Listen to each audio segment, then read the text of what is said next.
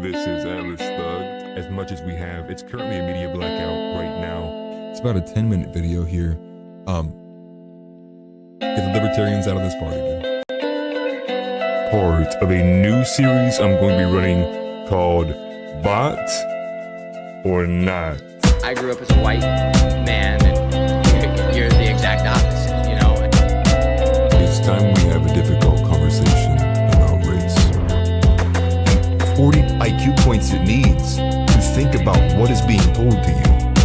Most people are just blatantly apathetic to what goes on around in their surroundings, let alone this black man.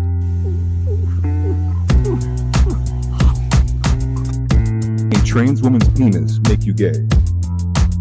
Can I define to answer that comment? The dating market is for men your age.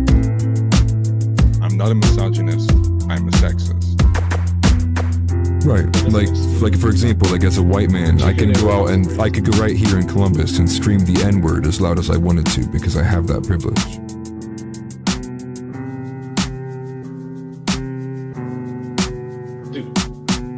Those who would sacrifice a little freedom for a little convenience serves neither.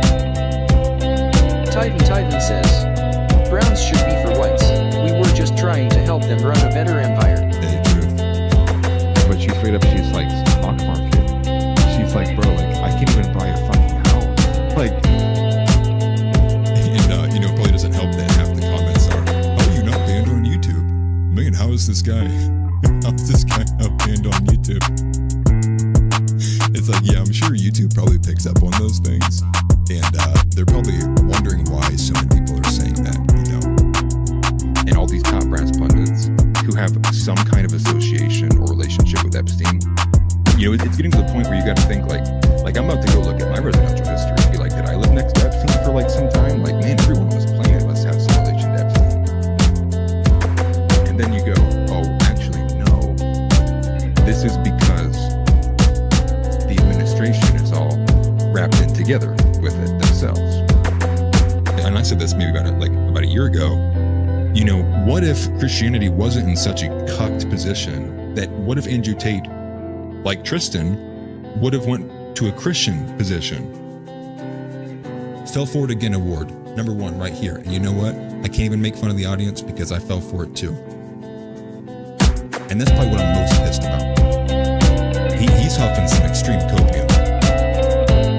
Oh yeah, sister, you definitely owned him. Hey, can I see you after tonight? You know, it's like that's that's what you're competing up against because or bad jacketing him and calling him a weird little gay. Is this like alt-right corpse husband? What am I listening Yeah. Okay, stop it. This guy's gonna get into statistics, stuff like that. Oh, not statistics, not So- this show. We don't do statistics.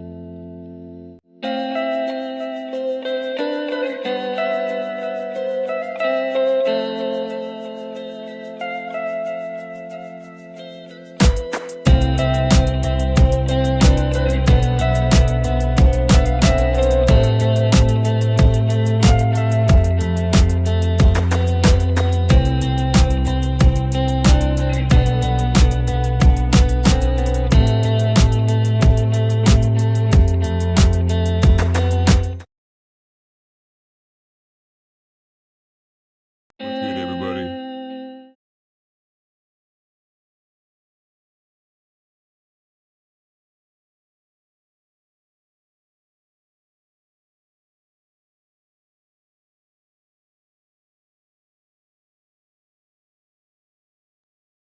Okay, we're good now. Okay. I was like, Lord, please let this first day of the week not kick off like this. Welcome in, everybody. We have a jam-packed week ready for everyone. Huge week. If you've been following on X, I've been posting quite a bit about this. Very excited. A lot of people I've looked up to, followed for a while. Coming in this week, very excited for it. Hard to contain my nerves a little bit, to be quite honest with you. Definitely let me know if anything is going on with or wrong with the stream, audio-wise, sound-wise, you know, visually-wise, anything, let me know about that. But starting today off is going to be my closest friend in this space, someone who's had my back, and we've been through a lot of political tumultuous periods, kind of a lot of back and forth. He is the lead moderator on my team. He is Phil Labonte's #1 hater. Introducing Donny Brook. Welcome in, brother. Who are you and what do you do?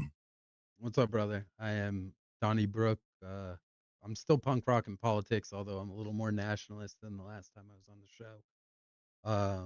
And like you said, I'm a prominent, if not infamous, person in your community. Yeah, no, you've been around for quite a while. You've been through the major split that happened last time. Obviously we parted, we conjoined communities together with the Jar Openers podcast. That experiment obviously failed. But you've been kind of in this path, right? And I think we titled the show Recovering Libertarians purely because that is a kind of a meme now. It's become a meme. It's a very common bio you'll see in a lot of these Christian nationalist young men. And I think it speaks to the Overton window being pushed to the right, but also that there's just because of what is going on, it's even if men don't and aren't able to articulate why they feel the way they are, they're moving to the right. And so you went on this journey yourself. You went from a lot more of a maybe right-leaning libertarian to now full-blown Christian nationalist. So I guess what were some things that happened to you that led you down this journey, and what were those inspirations like?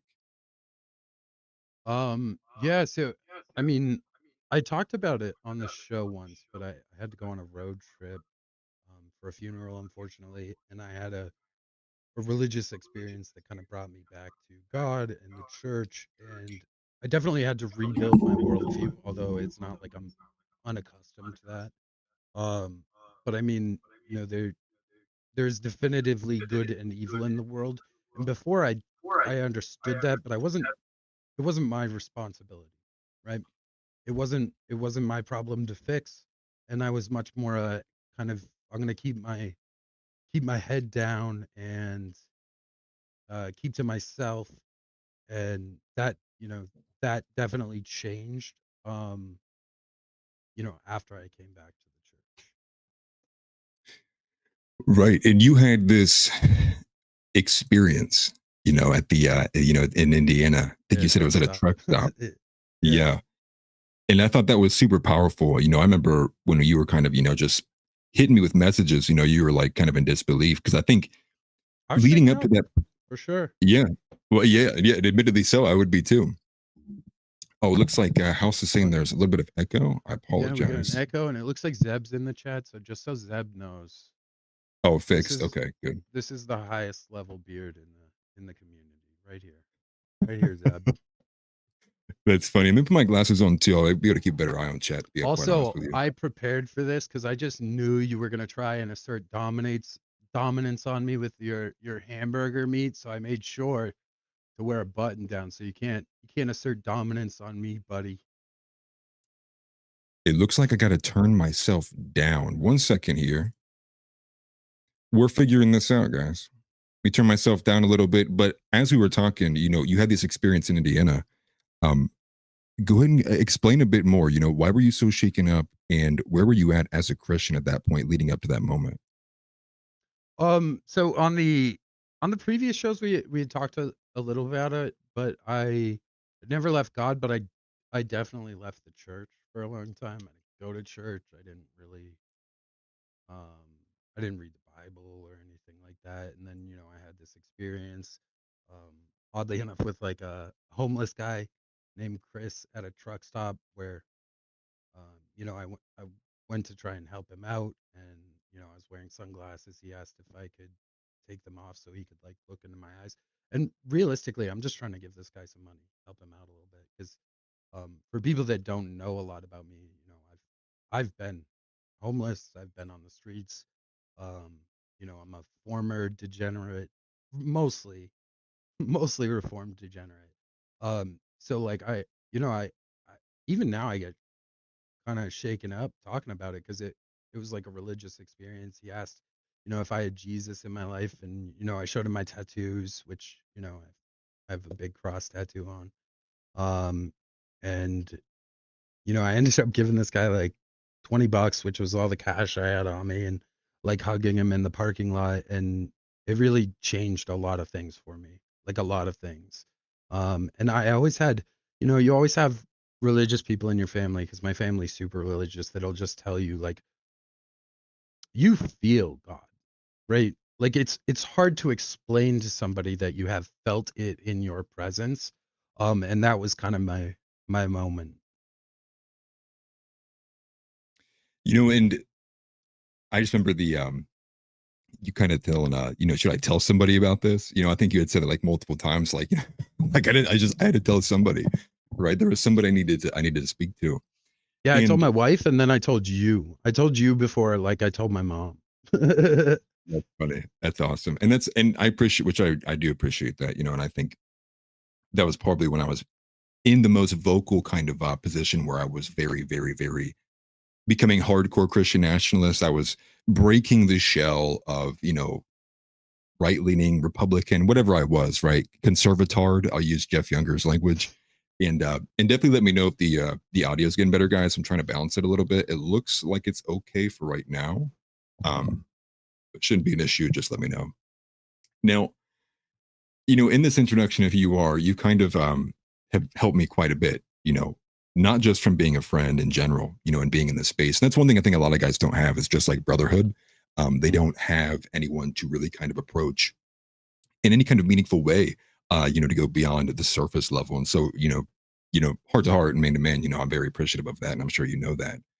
And I guess one of the first things I would say too would be, what should be some first steps then, for a guy who may find themselves in similar shoes as you, who maybe didn't have a community they could kind of dive deeper into? What should he be looking for, and how should he get attached to better find purpose for himself? Well, go to church, right? That's a great way to find purpose and community, especially if you don't already have one.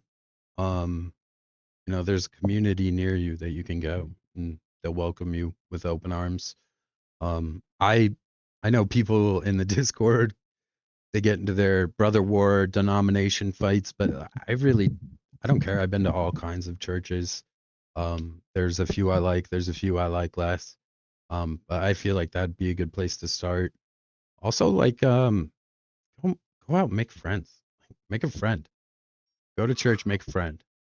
It's I think for especially young men, it's just as hard for them to approach another male in like a hey, let's be buddies way, as it is for them to approach a female in like, hey, do you want to be my girlfriend type way. Like, people are just not as good at connecting as they used to be. And church is like a cheat code for that, because all those people want you there, right? They want you there. They want you to feel comfortable there. Well, and it's one of the I think it's one of the downsides of church as well too. Like, and I guess I'll frame it this way too, because this happened to me a little bit ago. And I'll get to the super chats here in a second. Thank you guys. One of the first things that happened to me at one of the new churches was, I kind of came in full garb because I wanted to be my best dress. I'd never been to this church before. I didn't want to show up in just like a t-shirt and jeans. So, I went and I suit and tie, and suit pants as well. And I got attacked for lack of better words. I mean, like, I got swarmed. As soon as the sermon was over, guy after guy coming along to talk to me and be like, hey, did you just move here?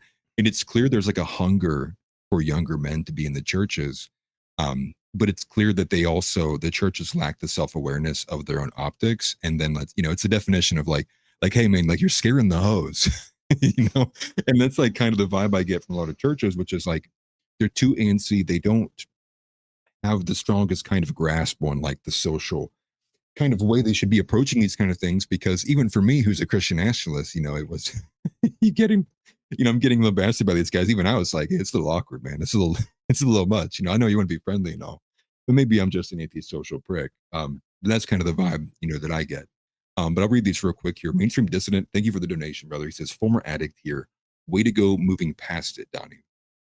And then Titan said, my coming to Jesus moment was getting beaten over and over in my, I'm sure it means MMA classes. That was Christian. That's funny. That's good stuff. We appreciate hearing it, man. Martial arts is MA.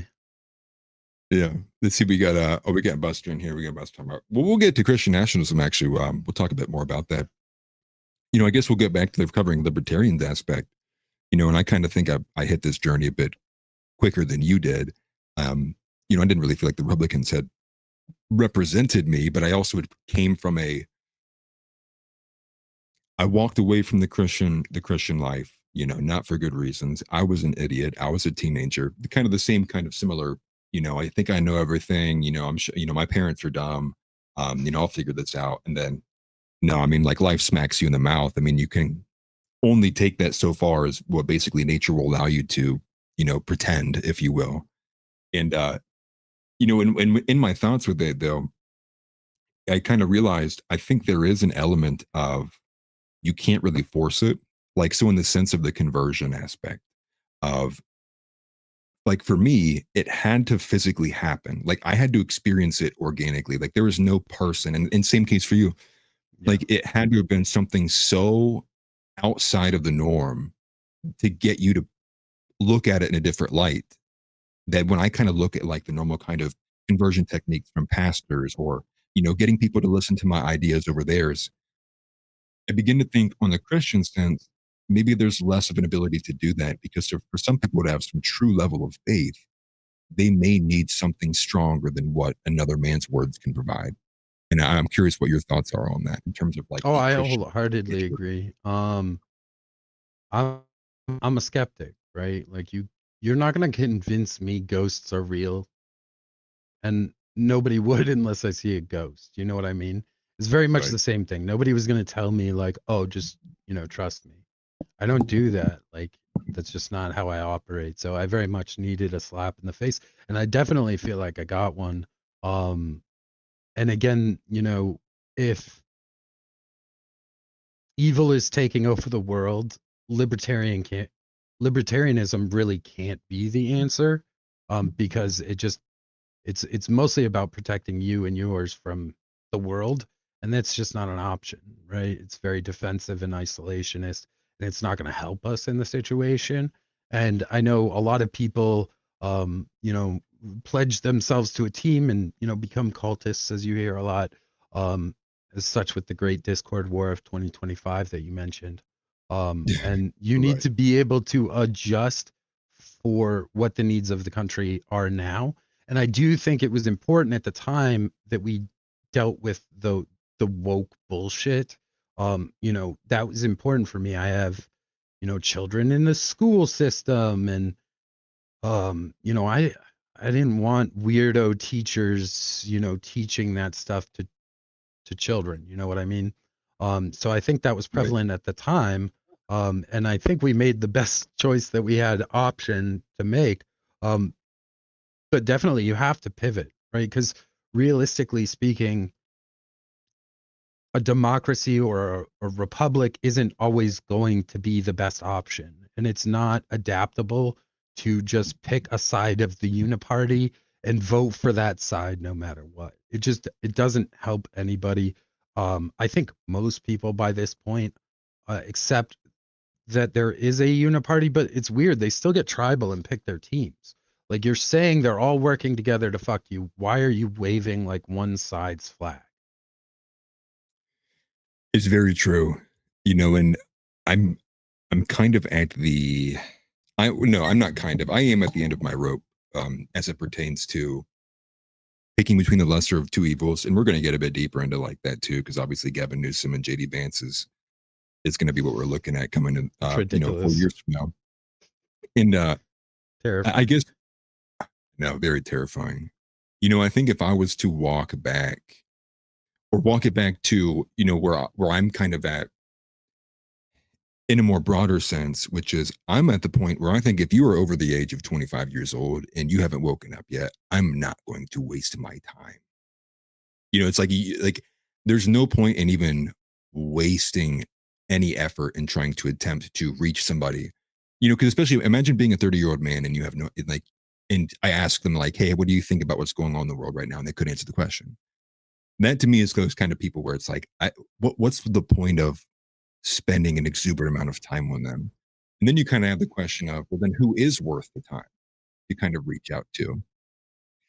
And it's one of those things where, I try to not pull the ladder up from behind me, but I do think there's an element of I struggle with what would people need to see? Like, what's the first thing I need to show someone to get them out of being like, in this haze, believing in Trump, like just having this kind of view that the Democrats are behind everything. And I thought outside the Overton did a great job framing it at the fact that like Gavin Newsom's not the problem that's happening in this country. He's like, again, a symptom of the problem. And so when all the Republicans do is go, it's Gavin Newsom, and if we got Gavin Newsom out, everything's better. It's like, that's actually not the case. How can we get the framing to, move away from left versus right and get people to look at it from a bit more of a realistic good versus evil kind of perspective? Well, I disagree that people over 30 aren't worth saving. I think I get, like, if somebody said, I'm not going to try and convince somebody over the age of 65, what's really happening. I would understand that. 30 is pretty young. I get I'm a little bit older than you, but you're an ageist, man. You're calling everybody above 30 boomers, saying, it's not worth it. Like, you could save these people. And like, if the cutoff is 30, you're getting out, you're getting rid of the people that currently have power, right? I have a lot more power as a 35-year-old than I did as a 25-year-old. Even if it's just a little bit of extra respect. But as far as the left-right dichotomy, I think it's tough because there's clearly paid shills on both sides, right? And people will attach themselves to these like weird internet personalities that are clearly paid. Like Cat Turd, I think, is like a prime example of this. I think you have to actually expose more. Like the Epstein thing is huge because that showed a lot of people like, okay, there's no voting our way out. Like, we're gonna need to be a little more active to get out of this situation. We're not just gonna vote for the right guy and sit back and he's gonna fix everything. And I think that the left and the right are also being kind of pushed together over certain issues that we both seem to agree on. Things like genocide and men in tiny hats and things like that. I guess I get the ages part, and partly I am. I mean, I do have a lot of disdain towards the older generations, and partly too, I just can't shake how when I look at a lot of older men, I have a very negative opinion of them. But I guess what I would say to that too is it's kind of let's frame it a bit more specifically. Because when I look at, JD Vance back in like 2017, this guy was like, I'm a never Trumper, and obviously he's like a whole different category.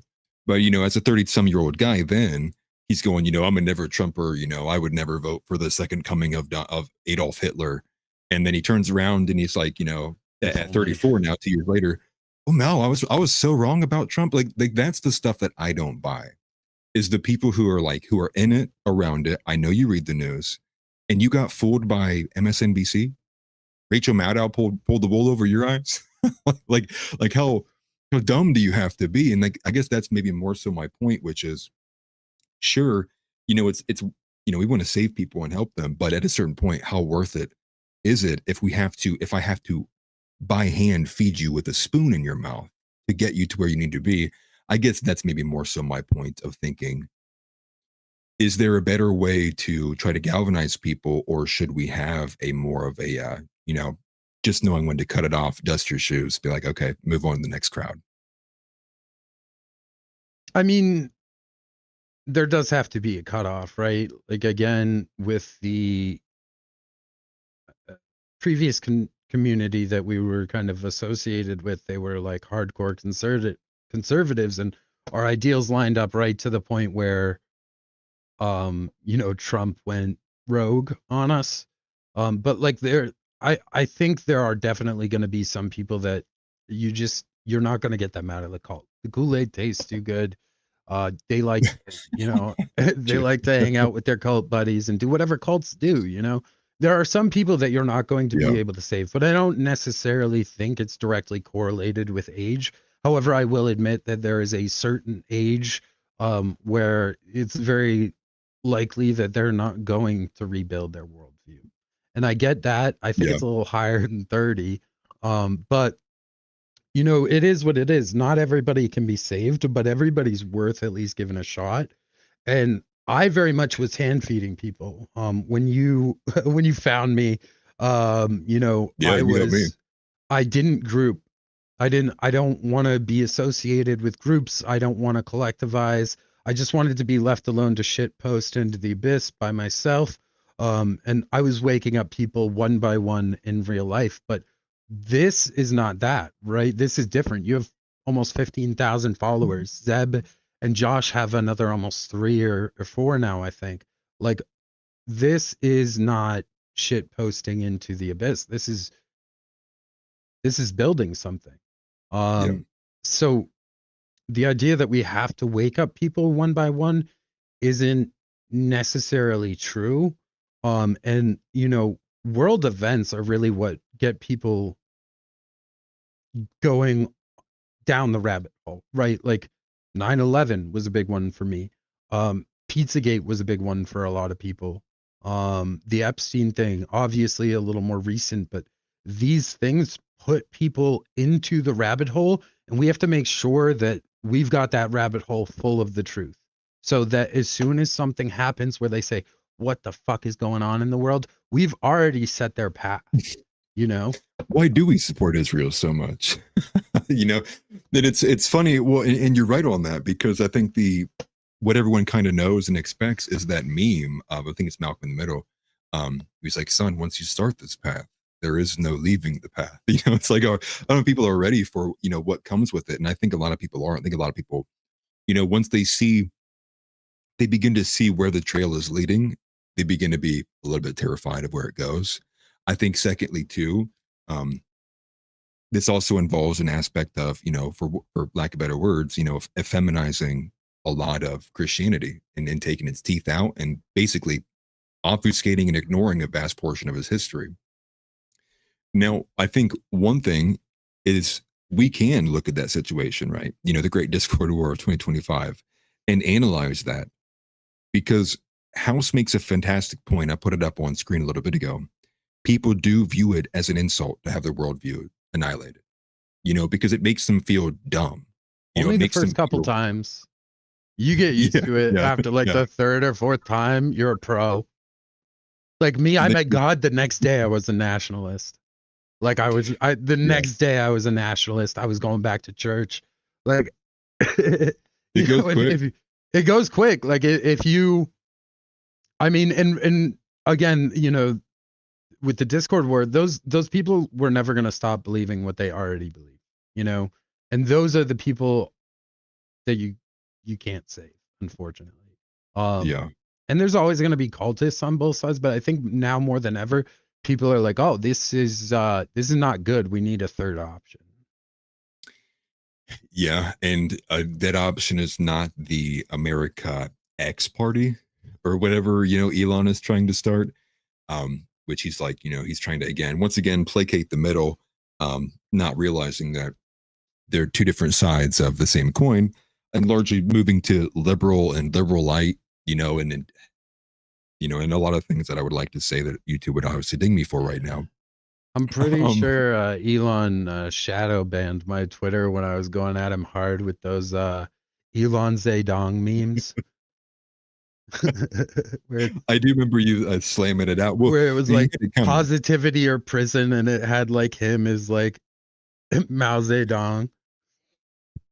I'm sure there's enough times where I used to get so many like views on my tweets before I did that. Totally worth though. I'm sure that he did. Well, because what's the features they added? It's like if enough big accounts, you know, block you, or like the more big accounts that block you, the more that you will have some like mechanism where you're like shadow banned.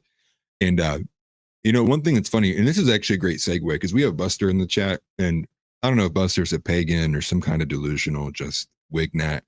But that's a kind of a great segue into the next section, which is having to clean house. He's saying we need more Mexicans than Africans.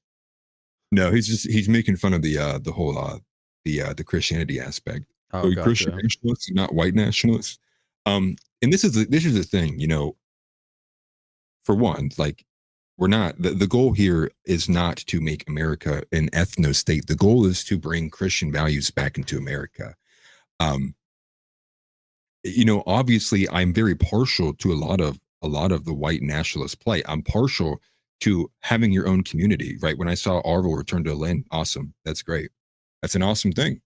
Do it. You have the freedom of you're supposed to have the freedom of association in this country. Good. Test it. Let's see if Arvel can get further along with that.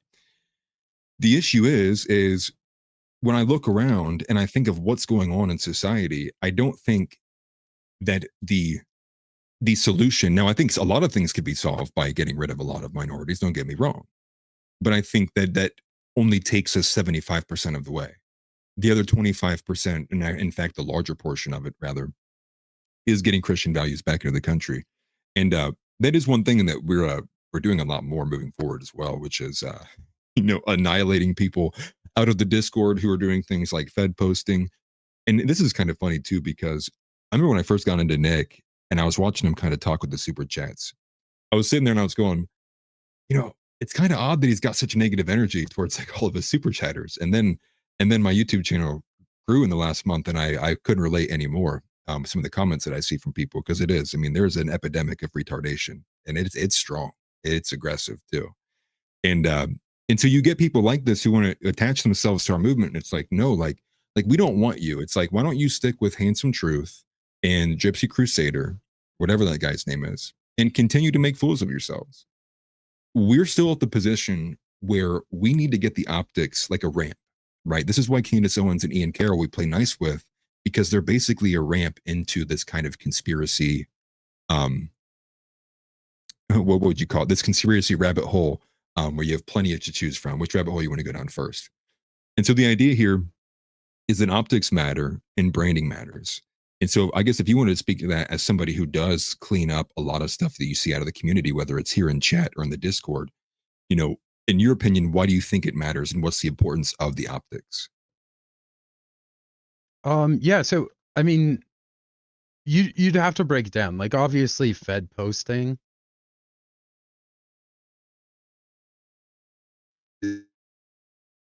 People, we're not interested in that. And I find that's one of the biggest disconnects between the white nationalists and the Christian nationalists is we have no interest in unnecessary cruelty or violence or any of that.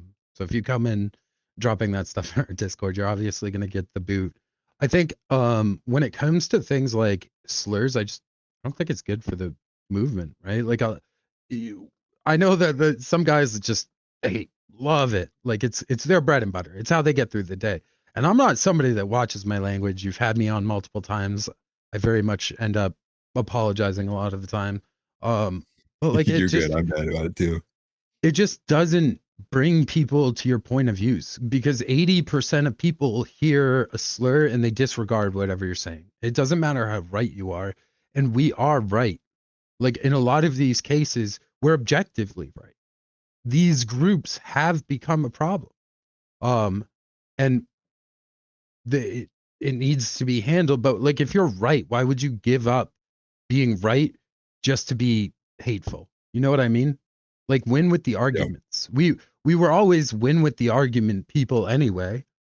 But then, we got a little more nationalist and we got full of, people that, they want to kill whole groups of people. Like even Rockwell didn't want to do that. He wanted to just set them up somewhere else. We don't need them dead. We just don't want them here. Like, I don't know why you would go that route. Well, but that's a lot. I mean, it is.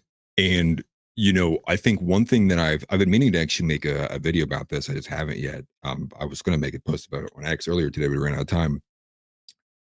So many men online, they act like females. They argue like females. They organize their lives like females. They bicker like females. They think they can solve problems like females.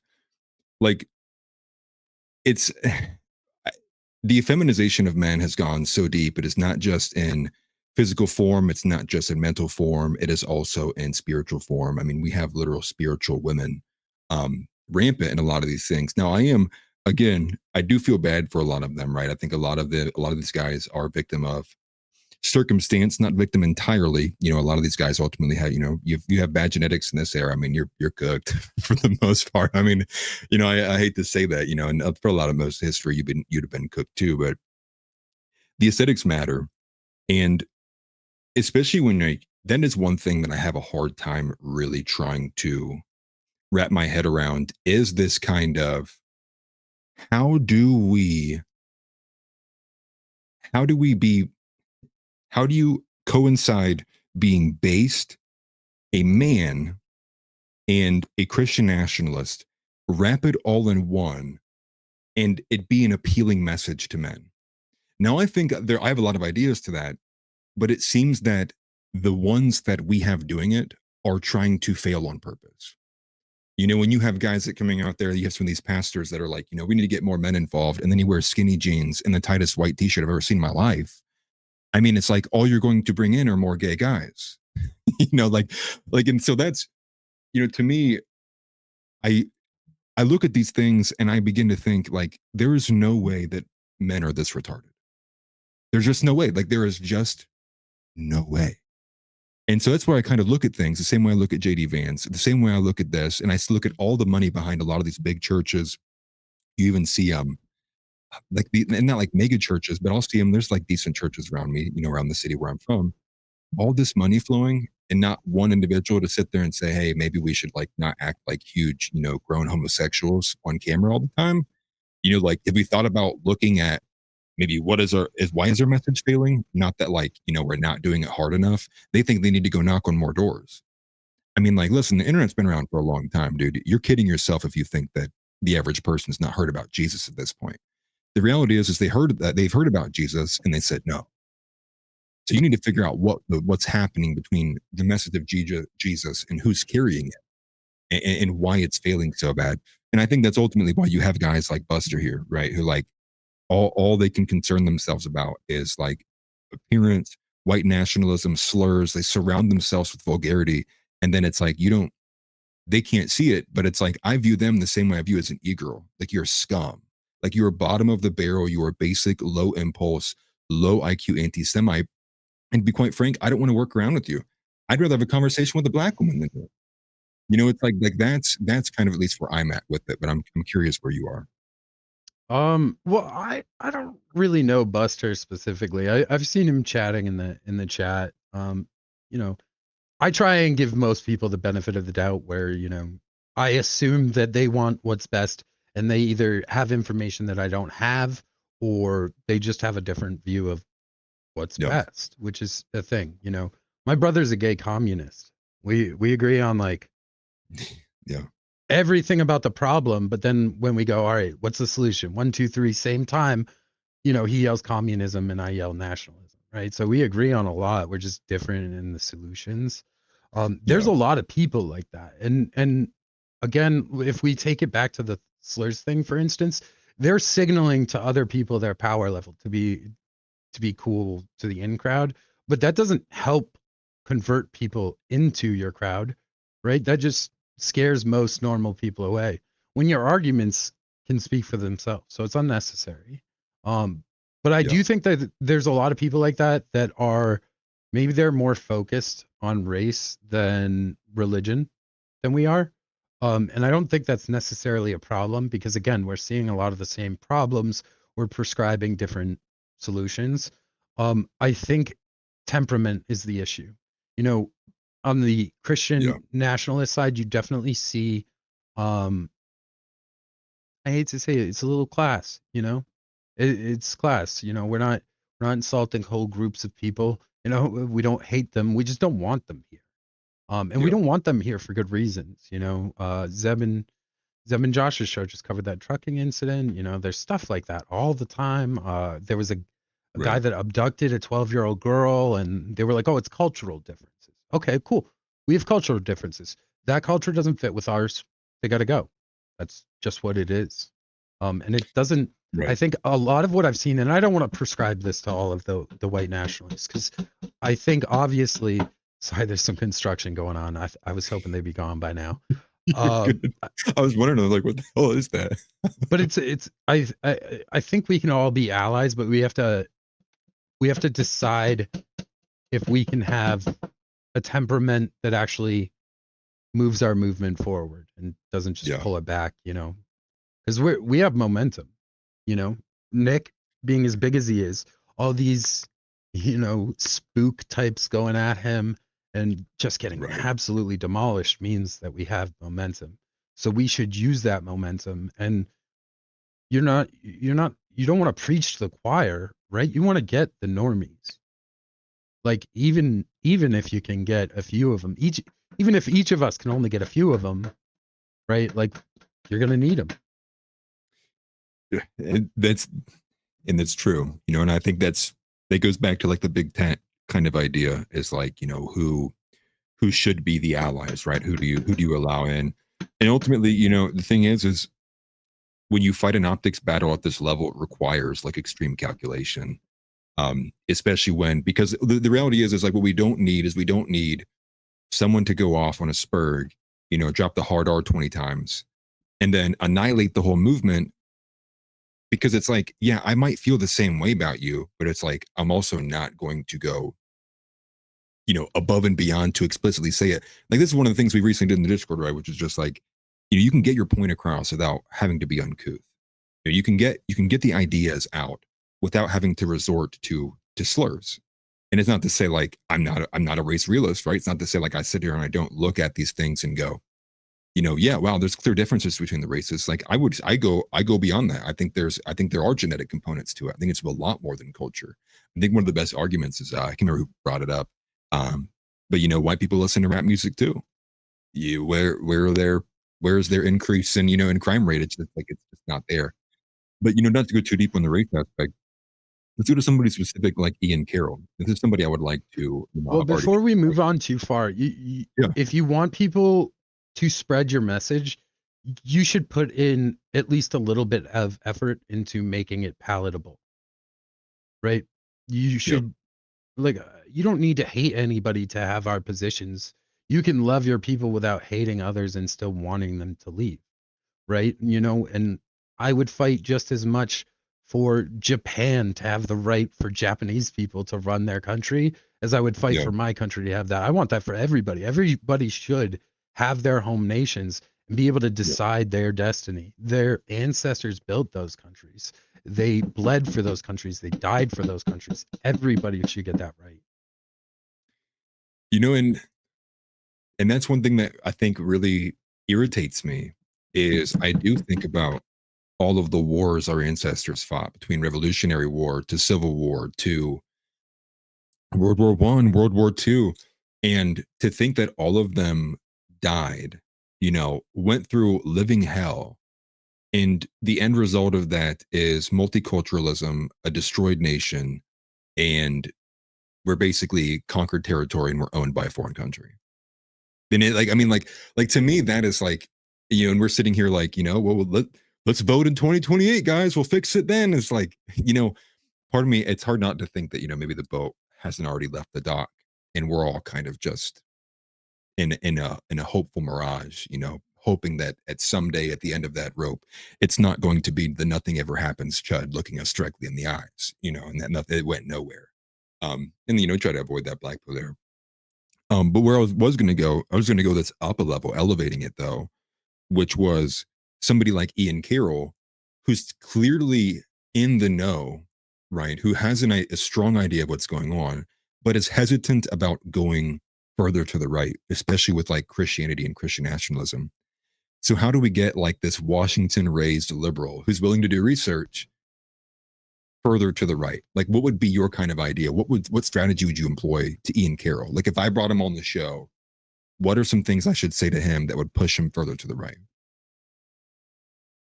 I don't really know that much about Ian's politics, honestly. I do think there are people that you're going to run into issue with because they have other deeply held ideologies that conflict. For instance, you know, I'm a punk guy, honestly, and I'm a bit of a hippie, right? So taking authoritarian measures isn't my ideal, and I have other ideologies that conflict with my political ideology, but my political ideology is so firmly held that it outbalances, and I lean that way. you're going to find people that have previous experiences and identities that won't allow them to go as right as we are. But in Ian's case, Ian's still doing the work. Right. Like he might not come out and say for the cause, but he's still working for the cause. You know what I mean? So Agreed. whether you can convert him over to a more right-wing stance or not, like I don't think he should be written off. And I think honestly, in his case, with all the research he does, with time, he's either going to convert or he already has converted and he's worried about his income and just hiding his power level. That would be my guess. Interesting. You know, and that is one thing too that's kind of odd about him is it's like his income, right? And I think maybe partially, you know, he just didn't know what he was getting into because his TikTok got demonetized, and he said he was doing Uber. So it's kind of hard to track him. And it was sad to see that he got doxxed, like his parents got doxxed and stuff too. And I can't remember what that was about. But I do think you're right, and I think I like Ian Carroll better as a ramp than Candace Owens, for example. And I'm curious, do you think there's anybody else that kind of fits that descriptor that I'm not thinking of? That's like not a Christian nationalist, but is clearly like a ramp to those ideals. Oh, wow. Maybe Chad even knows somebody.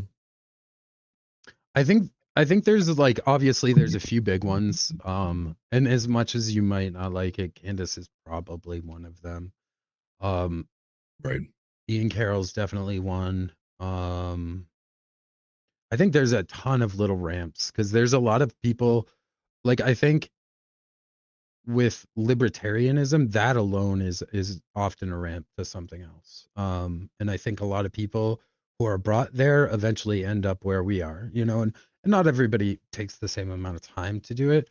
But I'm not sure. Put on the spot, there's no other big ramps that I can think of, but there are people that are central, left, and right that are all addressing the JQ. So I think that's a pretty huge ramp right there. And anybody discussing that issue, it is a ramp because it anytime you get into it, it always leads to one place. You know what I mean? Yeah. And that's why anytime you have unrestricted free speech, whatever platform it's on is inevitably going to become a far right platform. You saw it with X. You saw it with Poll back in the day when 4chan gave their own like political board without restrictions. Like eventually every place with unrestricted free speech ends up here. So we have to make sure that we protect the ability to talk about it. Very true. You know, listen, as much as I do not like Elon Musk at all, it cannot be understated that his purchase and revamping of Twitter 1.0 has been instrumental in this. I mean, like, he basically laid down the barriers that was in front of Nick going mainstream. Now, whether that was the intended effect or not, that's what happened. You know, and obviously very reluctantly, yeah. Right. And I think you add on to that too. It's also had negative consequences for Elon in terms of his own optics, right? When he's got on these emotional tirades like fuck your fucking face, calling people subhuman, all because people don't want to import 1 billion Indians so he can make like 2% extra on profit margins. And so I think overall it's been a very positive success on that front. And I guess you know, while you were talking there too, I think Luke Rudkowski deserves probably a solid shout out as well. You know, I think he's pretty weak on his directive, his solutions in terms of like what he would do, but he's really great at like reacting to news, following things, and obviously went to Epstein Island. So he's you know, and I think just by proxy the fact that he's basically been pushed out of Timcast IRL because he wouldn't glaze Trump enough is enough sign to show that like he's at least got some level of independent thought. And who else would I throw in there too? Luke Rudkowski, Clinton Russell's another solid one too. I would like to see Clinton Russell gain a bit more momentum and maybe compete with Dave Smith, so the Libertarian Party at least had a libertarian face to it. Now, I wish Clint would go a bit further, but Clint, and I'm not sure what his background is, but at least I know he's not Jewish, so at least he can be a representative of the Libertarian Party who's not, you know, pro-Jew. And that's another element there too. You know, and that's one thing that was awesome. You know, I think, and I think you might have seen this because I put in the outline ahead of time. But even if you didn't, there's Michael Rectenwald is, along with a bunch of individual contributors, is starting the AZAPAC. Let me get the name right. I think it's called the AZAPAC, which is the Anti-Zionist American Political Action Committee. Yeah, AZAPAC. And so he's supposed to be going to be launching next week. And what was funny was the initial post didn't actually get that much play. Like it got 1 million views and it got 20,000 likes. Like people were excited about it. It was when he quoted it like 20 minutes later and said, "By the way, I'm not suicidal." That one got even more likes and more impressions than the original one. I think it speaks to the idea. Now that is something where I think were that committee to take off and it were to gain some kind of actual traction, it would see the most unified youth turnout I think any political action committee in the history of any may ever see. And now I'm curious, how much of this have you seen, and are you rooting for it? I'm rooting for anything against status quo at this point, to be honest. I I hope some of this stuff gets traction. But realistically, I think the whole two-party system needs to be torn down and rebuilt. I Yeah. think the whole right wing needs to be torn down and rebuilt. There's all these MAGA guys that just can't stop glazing Trump, and they don't realize that like Republicans aren't going to make America great again. They aren't. They never have. They've Right. been around long enough to. They've not done anything. So I think as many of No. those people that we can convert, the better. And then I also think, again, the left and the right is largely agreeing on the JQ, which is an interesting turn of events. Right. And that has to be good news, right? Even though obviously the leaders might not be, the bases are, which is interesting to see because you don't see them align on much, especially not things that are quite this big and affect so many things downstream. And the cool thing with it is I turn my notifications on for Michael Rectenwald because I'm like, I want to follow this every single step of the way. And I'll put it on screen just so people can see what's going on. That's what I'm getting ready to do. But he did file it with the FEC, and I'm very curious in how this goes. I would begin to throw some of my whatever I could behind it, because I do think that is ultimately the direction we're going to have to start looking. Is if we want this country to be anything American, remotely in your interest, we have to remove the Zionist influence in this country. I mean, we just have to. I mean, it's a point blank. We have to. Now, obviously, I'd go a bit further than that, but let's keep it couth for YouTube. The idea that our nation is basically, and I think someone said this best, and I wish I could, give credit. Nothing makes sense about what Trump's doing or what our politics are when you look at it through the lens of, working for the American interest. But that's not what's happening. If you look at it through the lens of, are we doing things in Israel's best interest? Everything begins to make sense. And you go, oh, wow, like no wonder why everyone's doing all of this stuff. I think most people obviously don't want to go there because of clear social repercussions that will follow them there.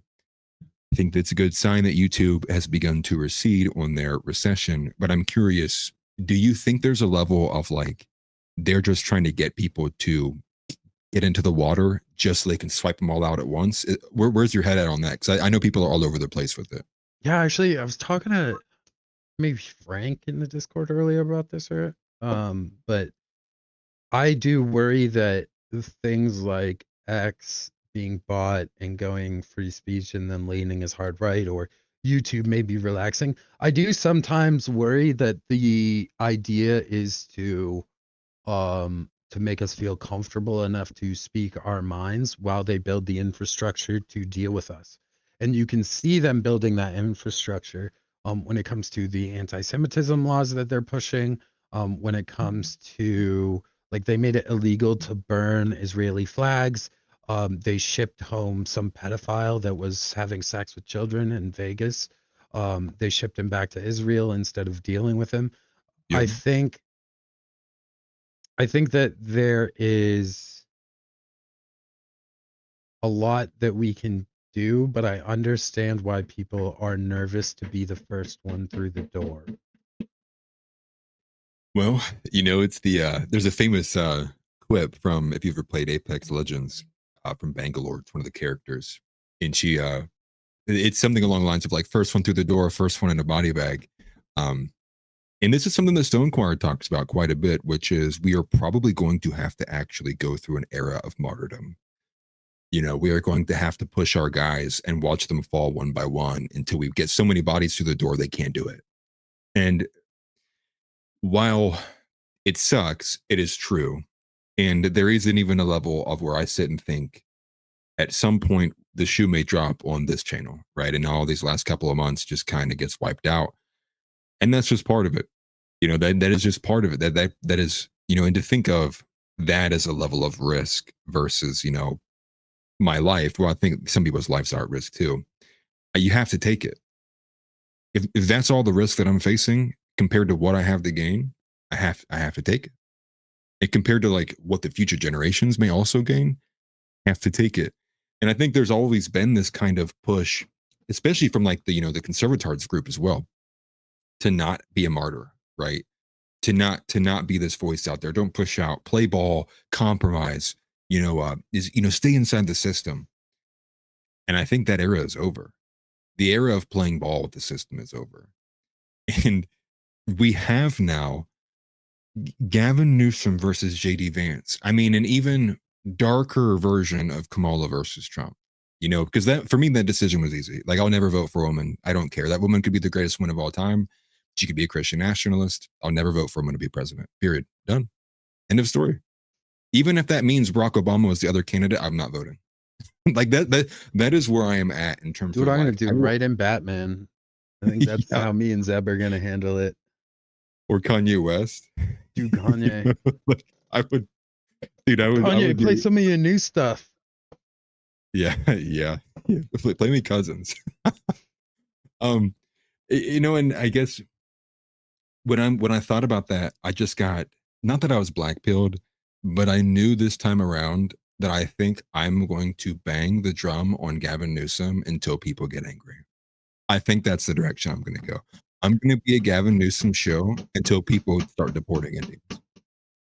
Like, I will put all my weight behind Gavin Newsom. I will go kiss his children on the forehead until you start deporting people out of this country. Also, it's never Vance. I'm not putting in Palantir's creation. You know, like I'm not fast tracking AI dominating us. You know, I'm not going to, even if I know that he's going to win and I don't vote against him for Newsom, I'm not going to be someone who puts my name on the piece of paper that basically nodded his head as he walked through the door and did it. And that's just kind of where I'm at. So where are you? Stop choosing. They always give you a choice and they don't care what you choose because it's the same fucking shit. They always give you a choice and they say, oh, you just got to pick one. Oh, well, I don't want either of those options. They're both really shitty. Oh, no. These are your options. Just pick one. Well, there's always other options. You don't have to pick one of these assholes. And like, it's so wild to see people be like, oh, well, look at how white Gavin Newsom's family is. Like, yes, but is that the only goal? That's the only requirement? Because if that's the only requirement, we're like forever fucked. Like forever. They're just going to keep being like, oh, you could eat this shit or this dog vomit. And people are going to be like, yeah, I'm team dog vomit, bro. It's always going to happen. We have to get them out of this idea that they're going to give you a choice every time. They don't care what you pick because they're both the same. They just care that you pick one. There's no difference between Democrats and Republicans. And realistically speaking, there's no difference between Gavin Newsom and JC Vance. They're both going to be intelligence agency puppets. Do you think Gavin Newsom's some kind of federal asset? I mean, probably, you know, they're probably all involved in some way. I guess I'm more so familiar with JD just because I'm more concerned with all the guys who are getting ready to what's the word? co-opt our movement one more time and Well, lead people to the promised land. yeah, Pied but Piper style. they're the same though. Like JD Vance is Peter Thiel's boy on the right. Gavin Newsom is Peter Thiel's boy on the left. If you have both fighters ready, like on your team, ready to throw the fight, it doesn't matter who I bet on. You still have control of everything. Like this is that situation where they're both working for the same puppet master, and it doesn't matter which one you pick. So we can't just keep picking the lesser of two evils when those two evils are working for the same evil. Right. We have to find another way out of this, because voting for the lesser of evils is not going to work. Just won't. Well, and then I think that puts it back into pretty scary territory, which is, are we fast tracked on a path right now to civil war? Like, is that? I mean, I know this is kind of like the meme of Tim Pool, and people say nothing ever happens, but I feel like that energy has become very palpable in the last couple of, just months alone. I mean, and I think when you have the fact that you have COVID that preceded all of this, the trust in the system couldn't be any lower. I mean, this isn't just like a dissident group by itself having no trust in the system. We're talking about probably the lowest this trust has ever been in any governmental system, period. Outside of, Worrell and his clique, who, trusts the plan no matter how 90,000 BHS they want to call it. And that makes me think then, what other ways do you beat this outside the system that doesn't involve violence, right? Like, what is your idea of a peaceful way out of this that doesn't involve having to cross legal boundaries? Well, one, I don't think a civil war is likely to happen in the sense that people think it is. Just we're not living in that day and age where you're going to collect a bunch of people with muskets and go take over a building, and that means you run things now. We're just past that. The warfare isn't physical. It's not, when I say for the fight or for the cause, it's not a physical fight, even though some of us might prefer that. It's an optics battle for the hearts and souls of normies. That is what is happening. And I mean, as far as what we can do about it, Nick talks about it all the time. He's not looking to do anything but raise the next generation of men that are going to have power, so that, all he wants his fans to do is hide your power level, get into places where you can make a difference, and then make a difference from the inside. I mean, there is that option. There's options like write-ins. Some states allow that. I don't think it's necessarily going to do much. There's options like alternative parties, the libertarian parties. I know House has brought up parties that have kind of already developed infrastructure that we could try and get people behind. You could also get into academia, right? You could go get a degree and get a position teaching, right? Like they were able to kind of gain so much power because they were always playing the long game. I think if you want change right now, there's no way to get around like bloodshed, but you don't need to do that if you can play the long game. And the long game, sure, might take 10, 20 years. But the goal is just to change things. And if you're in a rush, you're going to break some eggs. That's kind of how I feel about the whole thing. They took control by taking over academia, the media, Hollywood. I think if we can regain ground in those areas, or which honestly might not be that hard to do, especially if we can focus on removing shadow powers from the government or having people that hold dual citizenship removed. There are things that we can do to make it easier to take over those spaces, right? Because if we get those people out of government or out of positions of power where they're using their superpower of extreme nepotism, then we could take over those spaces and we could really make a difference. Yeah. In getting people who, this is, elite human capital.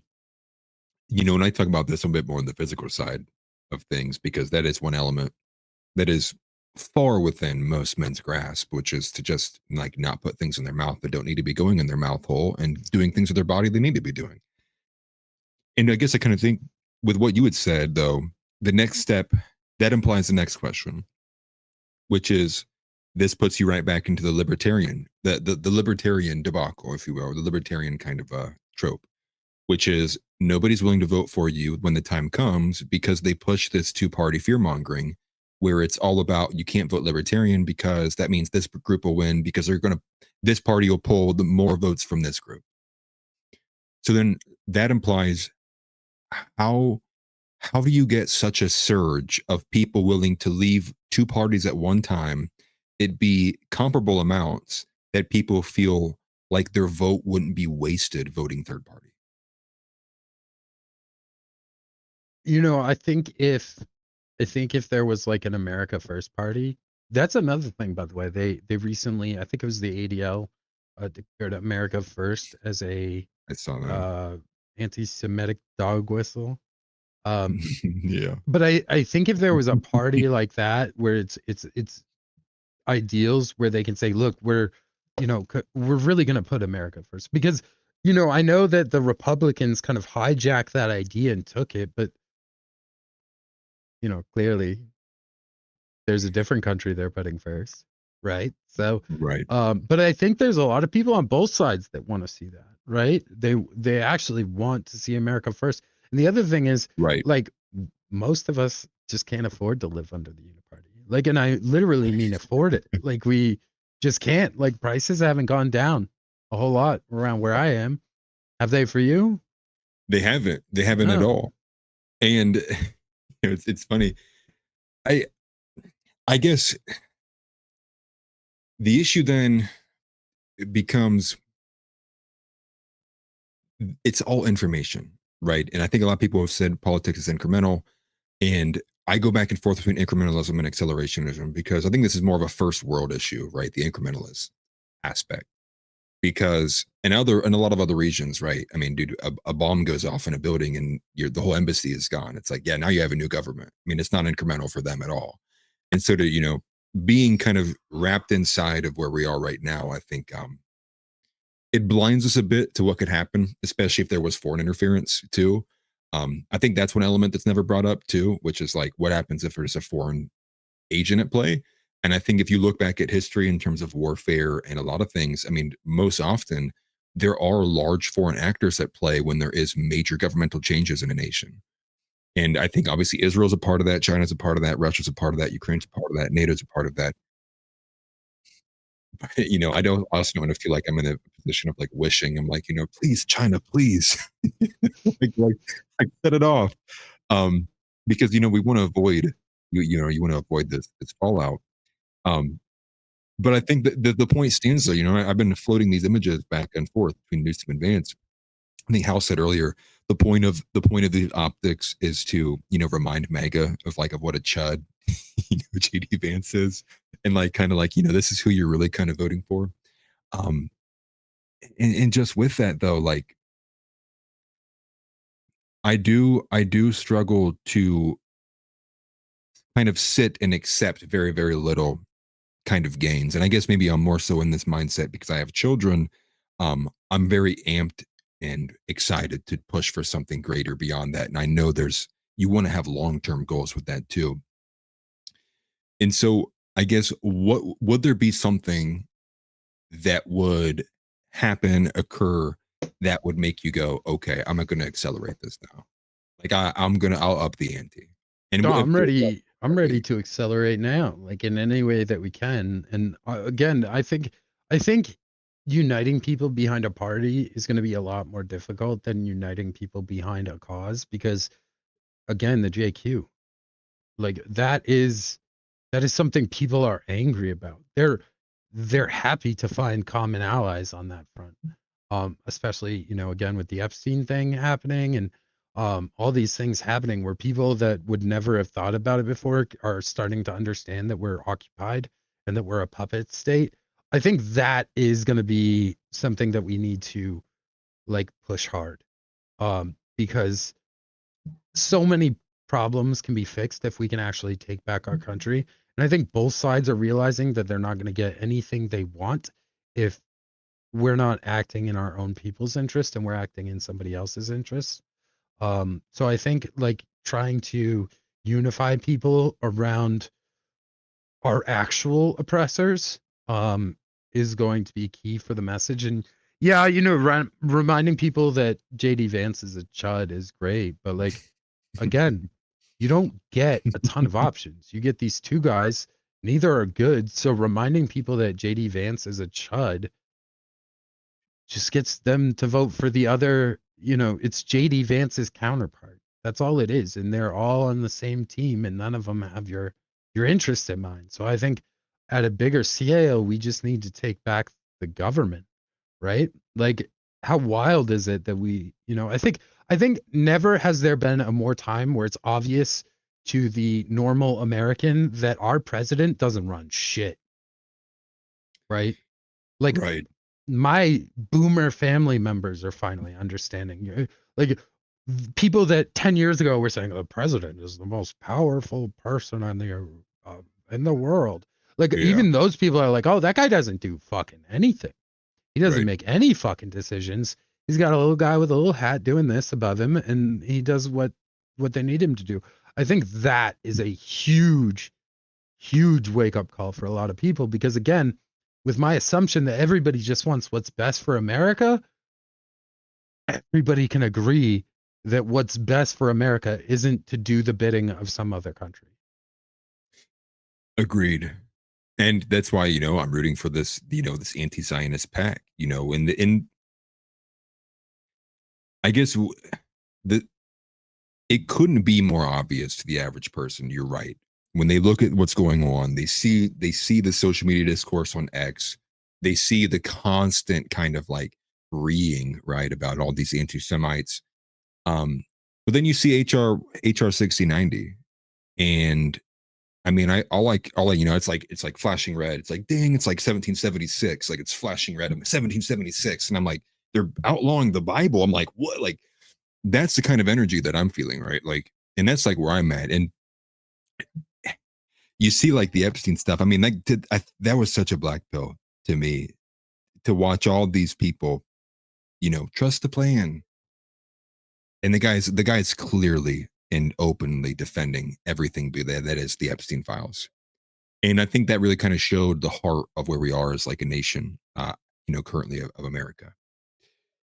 And that we just don't have the conviction. We don't have enough men with conviction in this country, and that's just point blank. We have a lot of men who are angry and miserable, but not enough men with not enough kind of right directions to point that anger at. Before I forget it, let me get this one chat in here from Titan. It says the prices of superchargers are crazy. Yeah, prices are getting a little insane. I think even House posted in the Discord not too long ago. You know, keep lying about that interest rate, right? And it was showing, you know, I think 2 weeks between the price of beef. It was like the same tri-tip steak. It was like $40 in one photo, and the next photo is like $83. And just in like 2 weeks, it went up that much, and it's just insane. And I guess if I was to, you know, to go beyond there, though, you know, and rope it back to, you know, JD Vance and Gavin Newsom in this kind of aesthetic battle, and you're even seeing a little bit of it. You know, I followed a little bit. You know, Pine Sap, who I'm going to be having on here Friday, got into it a little bit. I wouldn't call it a beef really, but they kind of quoted each other, went back and forth a little bit over the kind of optics about this as it pertains to JD Vance and Newsom. And I guess when you look at it though, and you see JD has a child named Vivek, and you know he has, I think he's openly talked about, you know, he feels bad about taking his wife to church and things. Like, I think the easy assumption there is he's going to be conflicted. He's going to have to balance his wife's interest versus our interest. And to act like his wife's interests are in any way even close to being aligned with us is insane. And so I think that's one major thing you have to consider. And I think this is indicative of all politics, which is the majority of men can only go so far as their wife allows them. And so when you know that's what you're dealing with. I mean, it's sad, but it's real.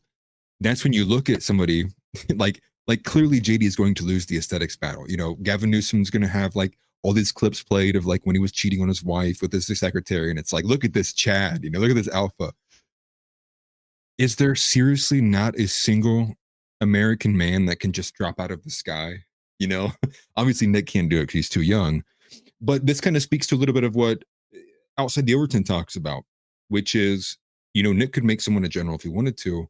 So is there just not anyone out there right now that Nick feels like he could put weight behind, that he would push for that? Or let alone, do you think even right now, Nick could announce like, hey, I'm going to be voting my support behind this third party? Would that be enough in this current moment of extreme momentum? Would that be enough to tip the scales into a favor? And, you know, early enough, we have what, about three and some odd months left until we get to the next one. Is that enough time to rally a third party that would defeat the two that have ran things for the last God knows how long?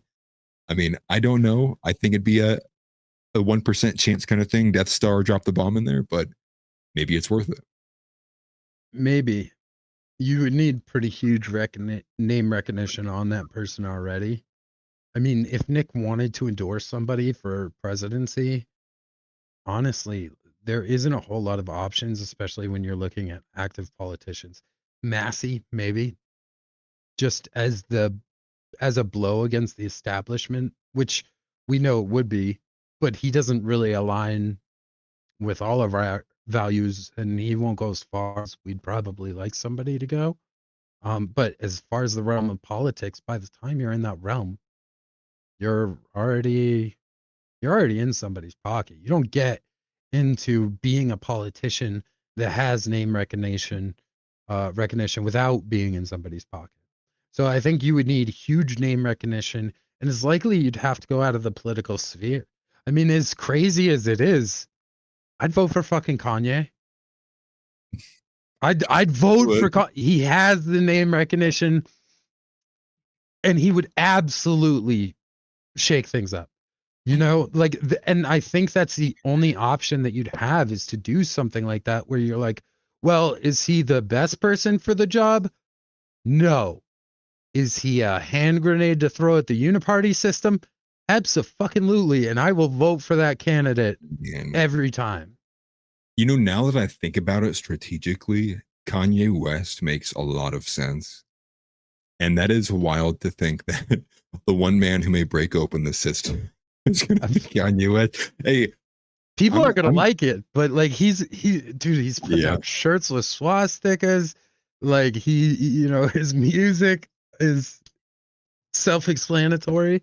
That new little ditty he dropped, like there's a lot of stuff that, again, is he the best guy? No, but he's definitely a hand grenade for sure. He would fuck all kinds of shit up. And again, I'm to the accelerationist point of this all needs to go. The right wing, the left wing, the uniparty, it's all fucked up. We've got to rebuild everything. And man, Kanye would be a wrecking ball to just get it all out of the way. I'm about to ask the chat right now. I bet the chat hates me right now. Would you vote for Kanye? I mean, I would. I definitely would. Dude, I wasn't really looking at the chat, but I can guess. It's like, wait, he's black. Like, I don't care. I mean, hand grenade, bro. But that's exactly right.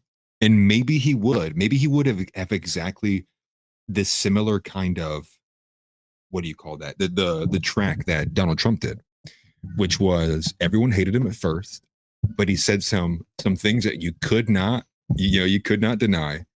I don't know, man. It's like, is it worth it? We wouldn't get what we wanted about, with the black community. That's for sure. But we would get some other things. That's something funny. I've not really thought about that, but strategically, he would get the black vote. He'd get a good portion of it. You wouldn't have to really worry about a lot of that. Nick would clearly put his voice behind him, I think, again, possibly.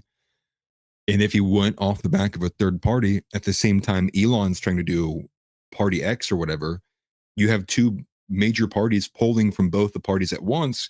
It would maybe open things up and you'd have four parties on the ballot at once. And that's kind of always been my thought process, was you would never be able to do it with just one third party trying to go out on its own. You would need either another one or multiple all at once, kind of balkanizing. So that way you had enough separation from the two main parties that it would take away from that narrative of like, oh, don't worry, this third party is just going to take away from Democrats. A vote for them is a vote for the Dems. And it's like, miss me with that fucking 2012, two-party system BS. And, there are some things to be excited about.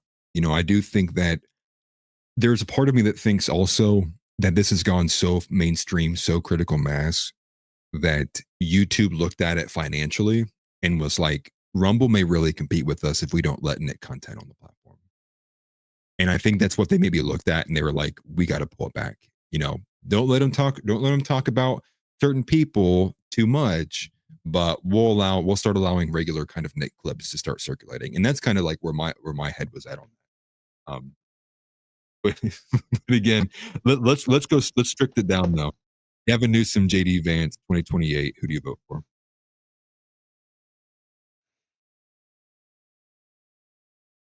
I don't think I do. I think I go right in Kanye West. My state allows write-ins. I'll write in Ronald fucking McDonald before I vote for either of those two. That's funny. Because, like, I get it. The left is largely beat right now. The right is a fucking problem. But, like, I can't. I'll vote it. I'll vote Kanye. I'll write him in. I'll write in the Hamburglar, Ronald McDonald. I will vote for anybody other than those two. Jill Stein, Thomas Massey. That's somebody I would vote for, and that's actually a great point. Thomas Massey could probably drop out of the Republican Party, join another party, and it would have some real sway. He could be another person, maybe not on the level of Kanye in terms of like the name recognition and who he could pull, like obviously black demographic. But I'd be willing to try it. I'll throw my vote at Massey at a third party, but when the other options are Newsome and Vance, I'm in. I predict sold. By like 2040 that we're only going to have meme candidates. It's going to be like Kanye West versus The Rock versus Joe Rogan. You know what I mean? Like, because, and I actually don't hate that. There's this book back in the day and it was called The Reluctant King. And the way that they chose their leader was they would cut off the head of their leader and throw it into a crowd, and anybody caught it was king until they did it the next time. Yeah, I think we need some reluctant kings. I think we need to just politics is fucking gross and it's dirty and it's disgusting. And to be successful at it, you have to be a huge fucking scumbag. Yeah. So I think we need more of these candidates, right? I think we need more Kanye Wests and I don't know who else would be a good example of a fucking great hand grenade to throw at the system. But like I think we need these people that are outside of politics but have name recognition that people will vote for, because if you're inside of politics, you're dirty. I don't care what side you're on. I don't care how much money you have. Trump made it clear that you're never too rich to be bought or threatened into compliance. And I think we need people that are passionate enough that they just aren't going to comply. They're not going to sell out. They're not going to be threatened because they are that committed to the ideology and the belief system of nationalism and actually making this country great again for the people whose ancestors built it, Well, and that's another thing too. And I think you're probably a great person to broach that open with. Capitalism is inherently globalist. And I think the more that I think about, where I am, I'm definitely more of a nationalist than I am a capitalist. And I guess when I kind of think about it from that lens, I do then begin to really question my capitalistic position, because when you think about it, right, what does the H-1B visa discussion boil down to? It's a question about, should we allow our corporations in mass, our Fortune 500 companies, to purchase labor overseas that competes against the native population? And I think the answer is no.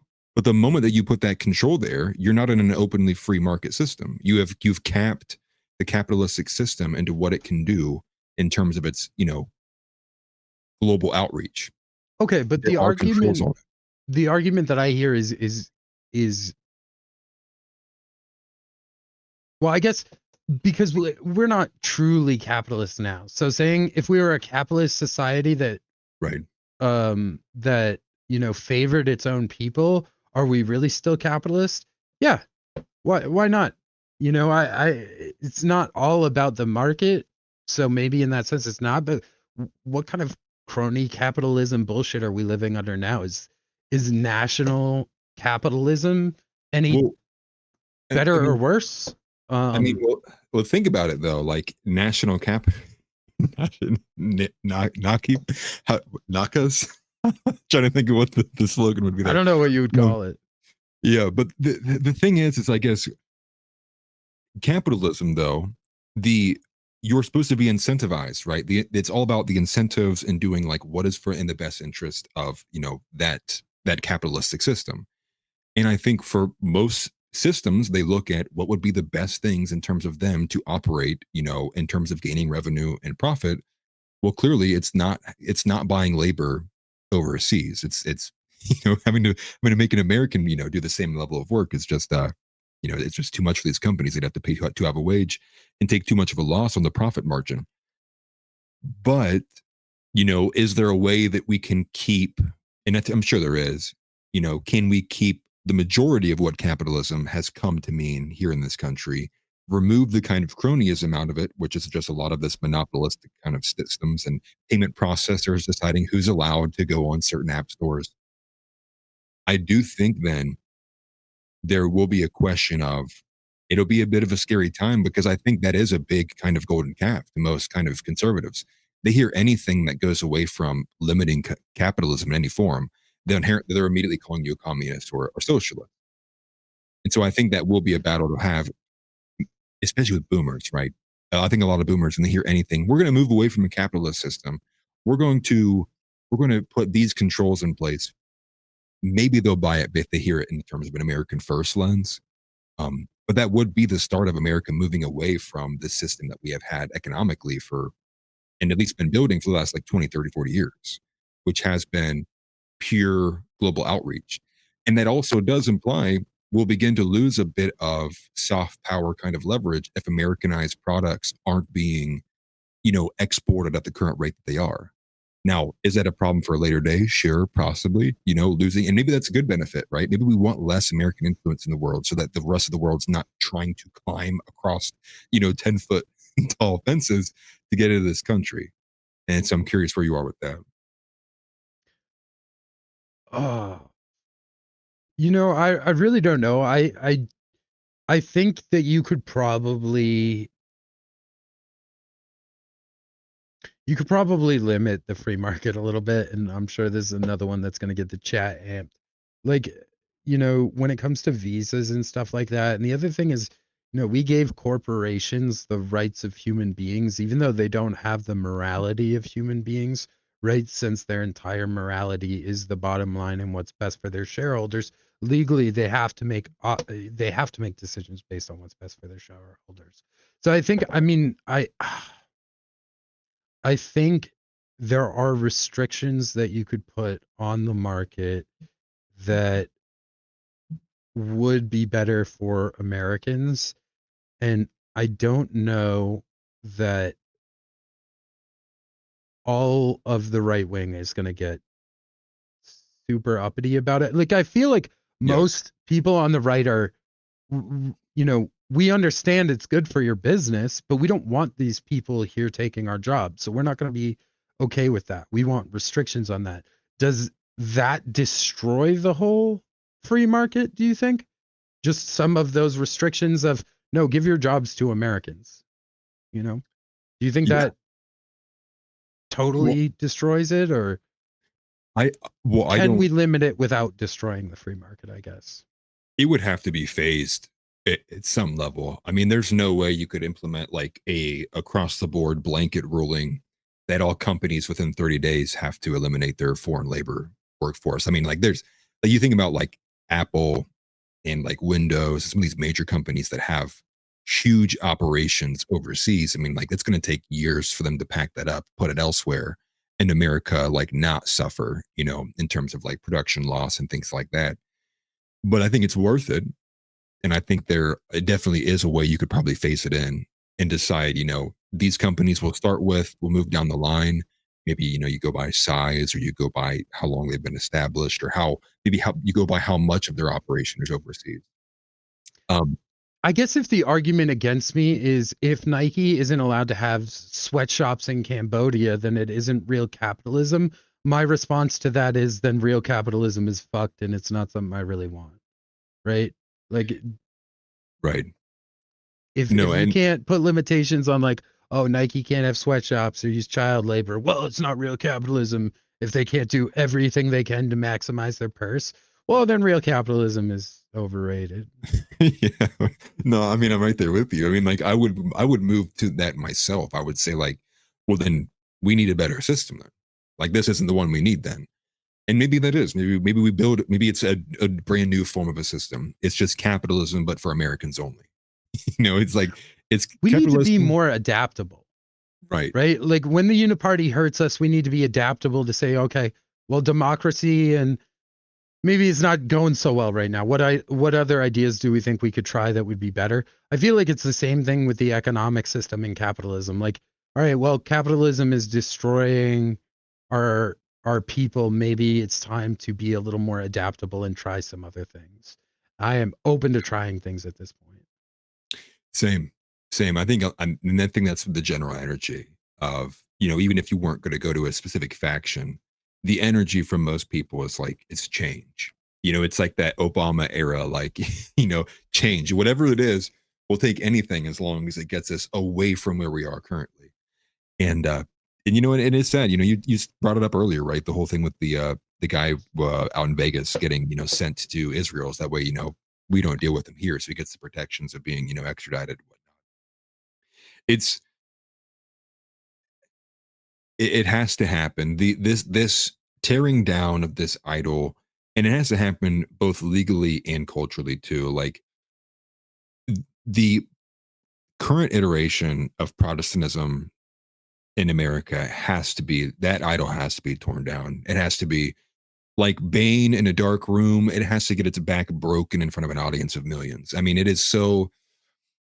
I mean, we have e-girls showing their tits out, praising Jesus. You know, you know, it's like it's gotten to such a level that you couldn't make it more retarded if you tried.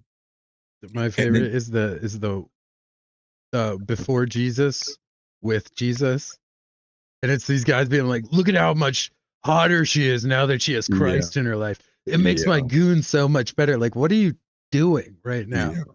That one was aggressive. That was from and he's had some questionable posts lately. What is his name? The Art of Purpose, I think is like that account. Yeah. And yeah, but what is the point there, right? And again, nothing to say about just the fact that like she was a literal adult filmmaker, adult porn star, OnlyFans content maker. But that's one side of it. That's like the degenerate, like, you know, we tolerate everything. But more so the specific kind of like evangelical Pastor Greg Locke, dispensational, the heresy that is dispensationalism in the, you know, the Schofield Bible and this Israel, like just worshiping it constantly. I mean, like that's what has to go. And I think we have started that. And that's why I think, you know, it's very incumbent that we put a lot of support behind guys like Stone Choir and Joel Webbin, and even, you know, all the guys, even if you don't agree with where they're at as far as they'll go with race, like you have to support anybody who's willing to poke holes at the golden calf that is Israel in this country. And I think once that falls, we begin to be able to really kind of look around and go, okay, what next? But that's the biggest one facing us right now. And, you know, I think that the right steps have already begun to be taken in that direction, you know, obviously with Nick Fuentes as well. But Ian Carroll's been on a tear. But we do have to fight a war on the ground in these churches. You know, we can't expect that the social media battle will do enough work for us. Like that implies, like, you know, as men, you know, as we go into these churches, upholding where you're at in your faith. You know, and especially if you're trying to be involved in a church or you have been involved in a church, you can't hold your tongue anymore. You can't sit there and keep going and tithing to this place that you know is leading people to nowhere, and is ultimately basically just towing a line so that they're not offensive by any means. And I think those are some of the first steps that men have to take, especially when you know you go to a church and you have some level of relationship with the pastor. And you have to make yourself heard. You have to. There's no more of this like hiding because you don't want to ruffle some feathers. It's like, I mean, people's lives are out on the line now. I mean, and you go to outside the Overton again, you know, they covered the viral moment of the you know, the Punjabi or whatever, the illegal guys pulling a U-turn on the road that instantly annihilated a family of 3 Americans. I mean, if that story doesn't get your blood boiling, I'd question if you're an American. I really would. I mean, that and they nailed it on the head too. And this speaks to, again, where I'm a bit at with the race realism, which is not that it's the end all be all goal, but churches are going to have to start adopting more honest positions. Like this whole idea of that we're all the same person and that like everyone can be all of these things is just it's got to go. It's got to go. And so Joel Webb and Stone Choir, I mean, any of these guys, Jay Dyer, Andrew Wilson, like you got to put your support behind. And maybe this also means too that men who feel like they maybe have a calling to be, you know, in church a bit more or be pastors need to take up that mantle.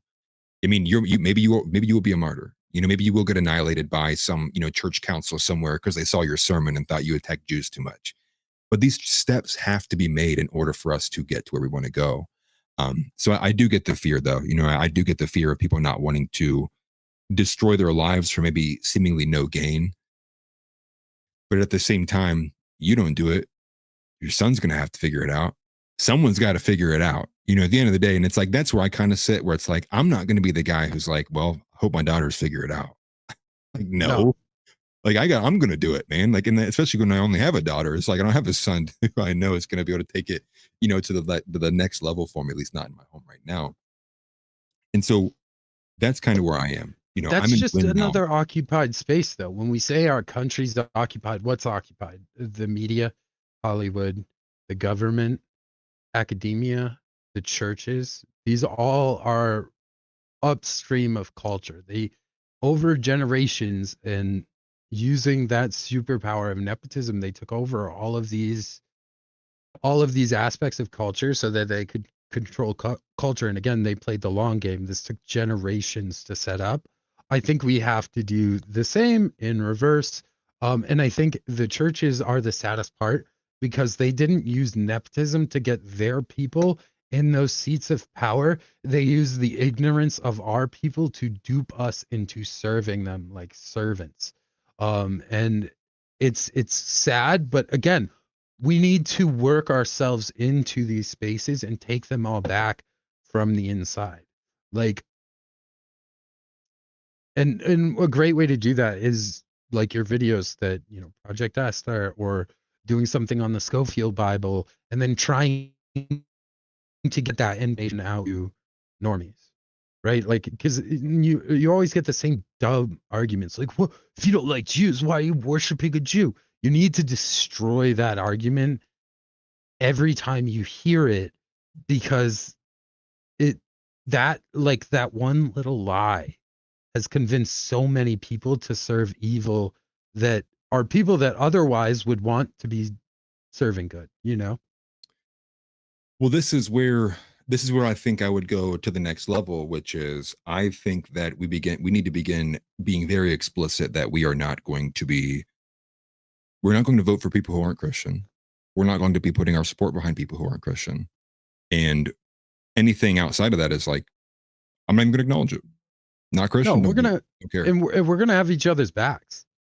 Like, right. No more of this. Like, oh, that's, you know, I don't know that guy. No. Every other Christian is my people now. You know, right? We need to show we're one of the most persecuted religions on the planet. We have no cohesive nature to us at all.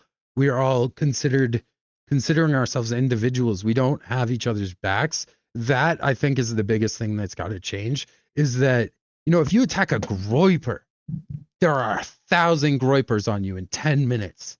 Yeah, right. Exactly. Christians need to be the fucking ant colony where if you attack one of us, you're instantly covered.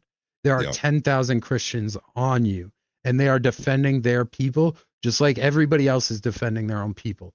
White people and Christians are the only people that have decided, no, I'm me, that person's them, they're not my people, I don't know them. No. We Yep. are each other's people, and we will come to the defense of other Christians.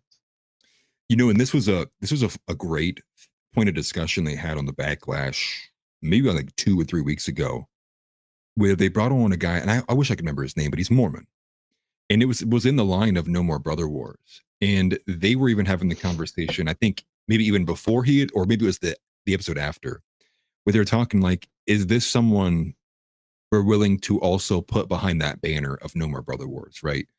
Do Mormons qualify? Like, as much as I think that they're also like a bit of a cult and heretical, do they qualify? And I you know, maybe that's a question for somebody else, not me, because I'm very unsure with that. But I do think the overall point is true, exactly what you're saying, especially between the orthos, Roman Catholics, Protestants, for the most part, that aren't dispensationalists, like largely a lot of the Reform crowd. That's where it's got to be. You know, I don't care. I get, and maybe there are some things we should look at theologically, and we'll get there. But right now, you have Punjabi Indians doing illegal U-turns on the highway, wiping out American families instantly, and they had no reaction. Like, the theological arguments we can have 25 years from now when we get the country back. I mean, like, it's pointless right now to have these conversations. Not to say overall pointless. There's a place for them.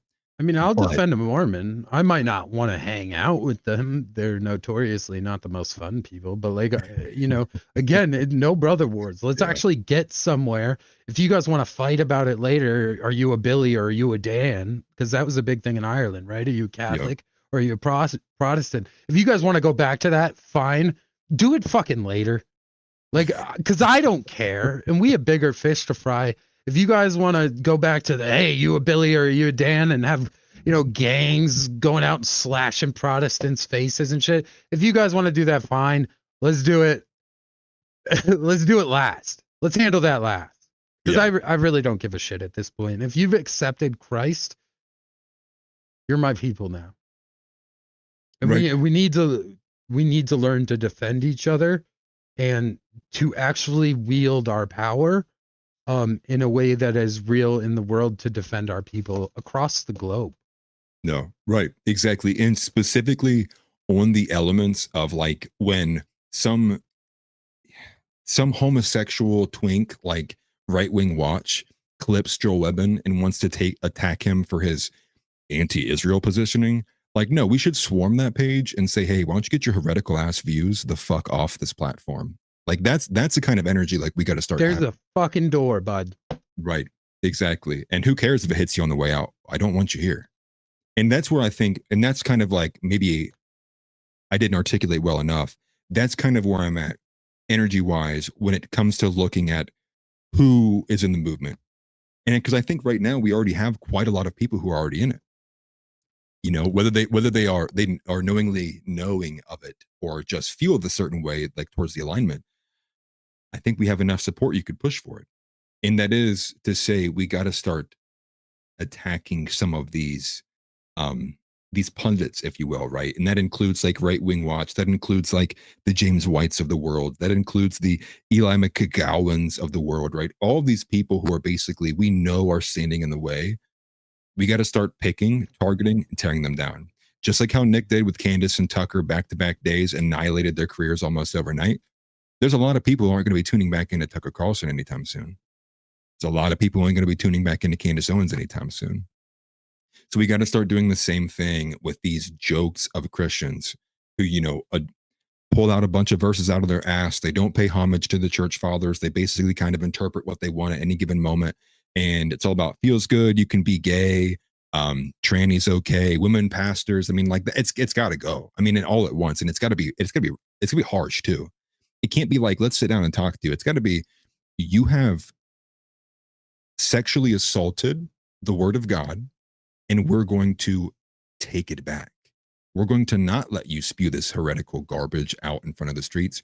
And there's some big ticket ones you can knock off too, like especially with the female aspect, the homosexual aspect, and maybe on a lesser note, the kind of broad and wrong interpretation of a lot of these verses about, being nice to your neighbors, right? And do not turn the other cheek. Yeah, exactly. Those are maybe more basic. Let people smack you around like you're a little bitch is the way that a lot of Christians interpret that. And it pisses me off so much. Right. Exactly.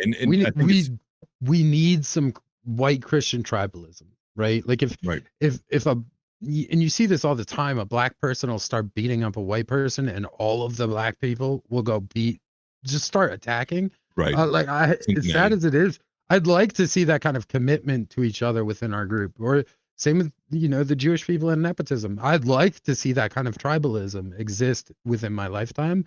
And I think whatever we can do to help build that mindset, we should, which is why your show's so great. Well, and then you see this, this we're the only group that doesn't have this in-group preference. We're the only group that is willing to not only just like forego our interests, but actively vote and support things that are against them, that would take away from our interests. Not to say myself, but a lot of people who would consider themselves to be a white Christian would fall under that category. And, and I think we have some obvious, very easy targets we can go after. And I think where we're at right now is a good moment. Don't want to get too high on your own supply, right? And feel great that like we're winning. But I think this is a sign that we obviously got to take it to the next level.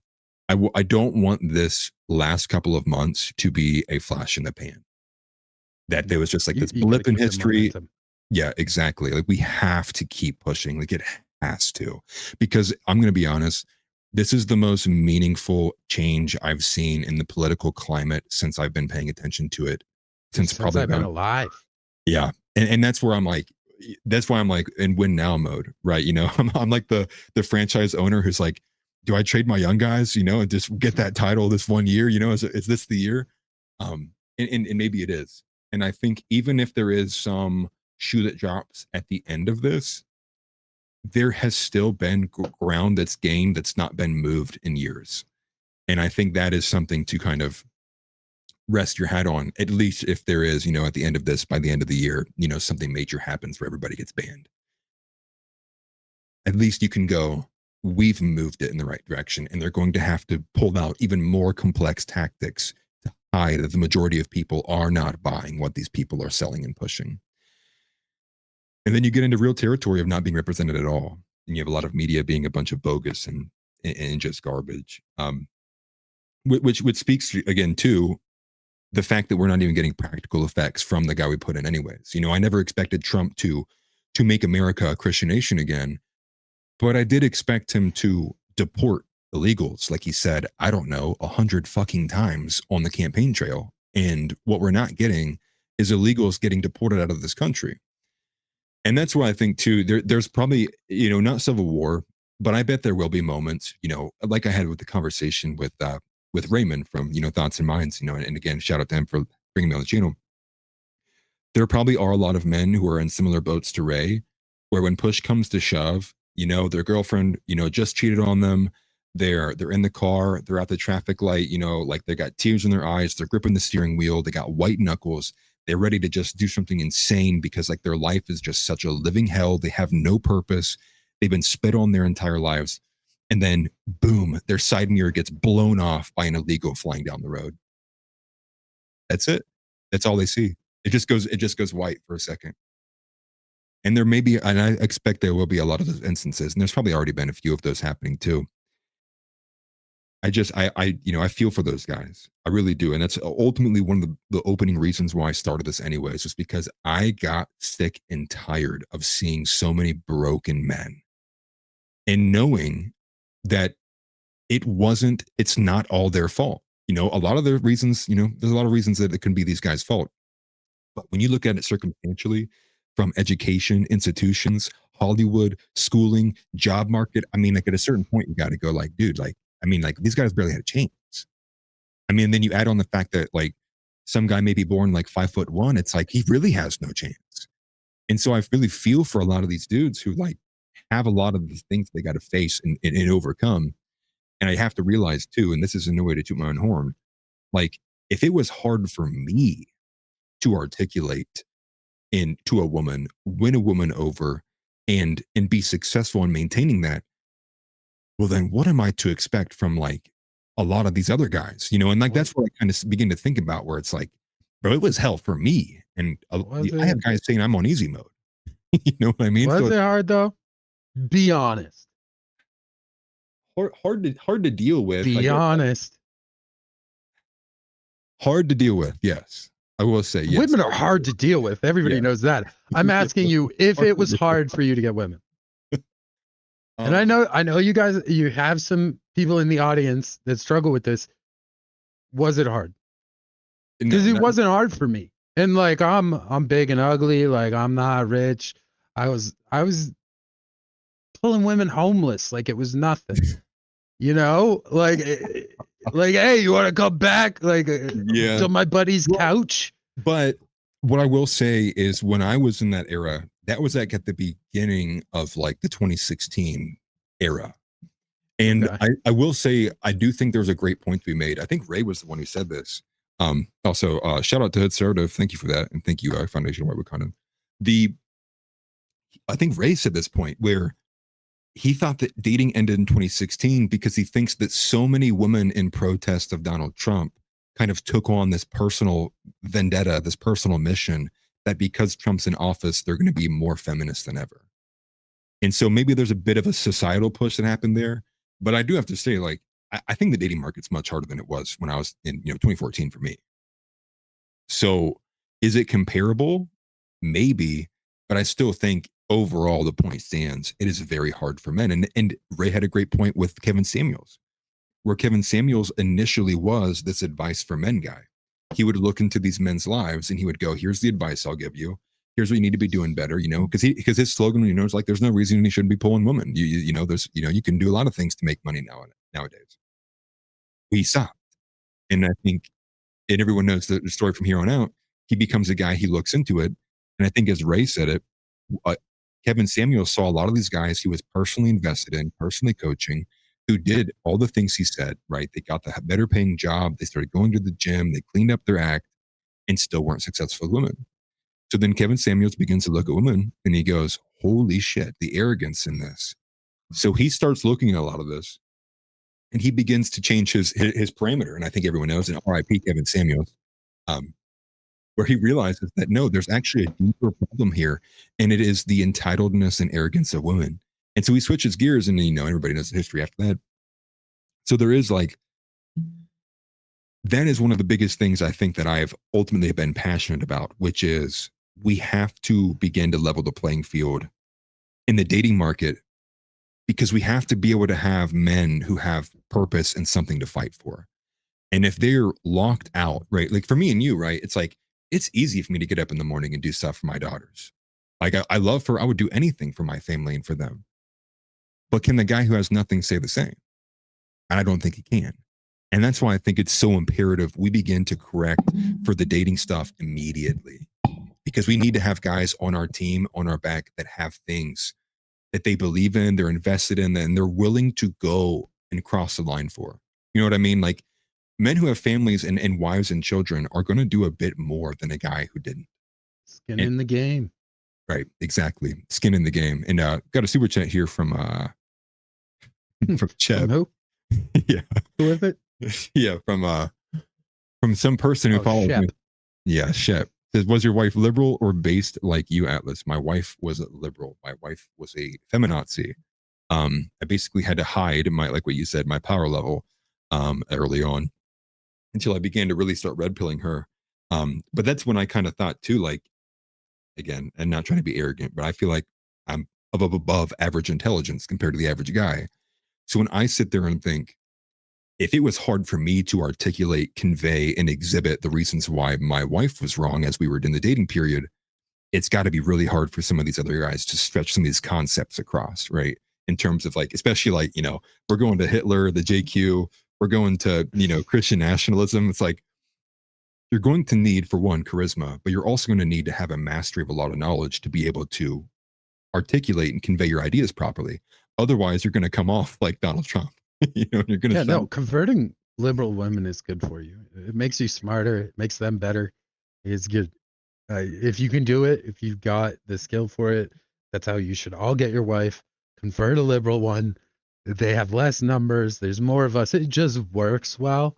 But yeah, no, that part's difficult. I mean, when it comes to like the incel problem, though, those guys were let down by other men just as much as they were let down by women. They were let down by the men that didn't, help them figure out the skills. They were let down by the manosphere community saying, just go to the gym, bro. Okay, well, we both know going to the gym impresses other men. Yeah, right. Like, if you've ever gotten like really ripped, you'll know it's other men that come over and shake your hand to say, dude, right, fucking looking big today, right? Yep. Same with the beard. It's not women that come to me and be like, oh my God. It's other men that come shake my hand and say, dude, that's manly as fuck. And I have to be like, all right, well, all right, cool. But like, it's not to impress other women, right? And then if you do the whole like, oh, you just need money. Well, what kind of women are you impressing if you're using primarily your wallet to impress them? You're getting the worst kind of gold digging whores that are like, oh, I'm going to marry this guy and then take half his shit. They're lying. Yeah. The real thing is, like, if you can just learn how to be a little bit charming, you have a fucking chance.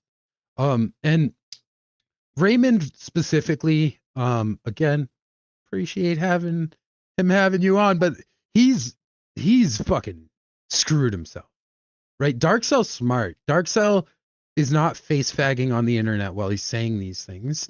So he hasn't totally destroyed his ability to do better in the future, but Raymond is. And like, to go on the internet and say all this shit in a world where if you meet a woman online, she's almost definitely going to Google you to make sure you're not a creep. If that shit comes up, you've shot yourself in the foot. The T app. You can't lean into being an incel without destining yourself to be an incel forever. Right. Yeah. You put out you put out into the world what you're going to get back. And I think that's one thing that I think I led with when I was there with Ray was, I will never fully accept the black pill. I think I brought up the fact that I'm into Lord of the Rings, right? So I'm a guy who's like, I'm going to have hope no matter what. Maybe part of that is because I have I believe in Jesus Christ, and so maybe there's a part of that I'm.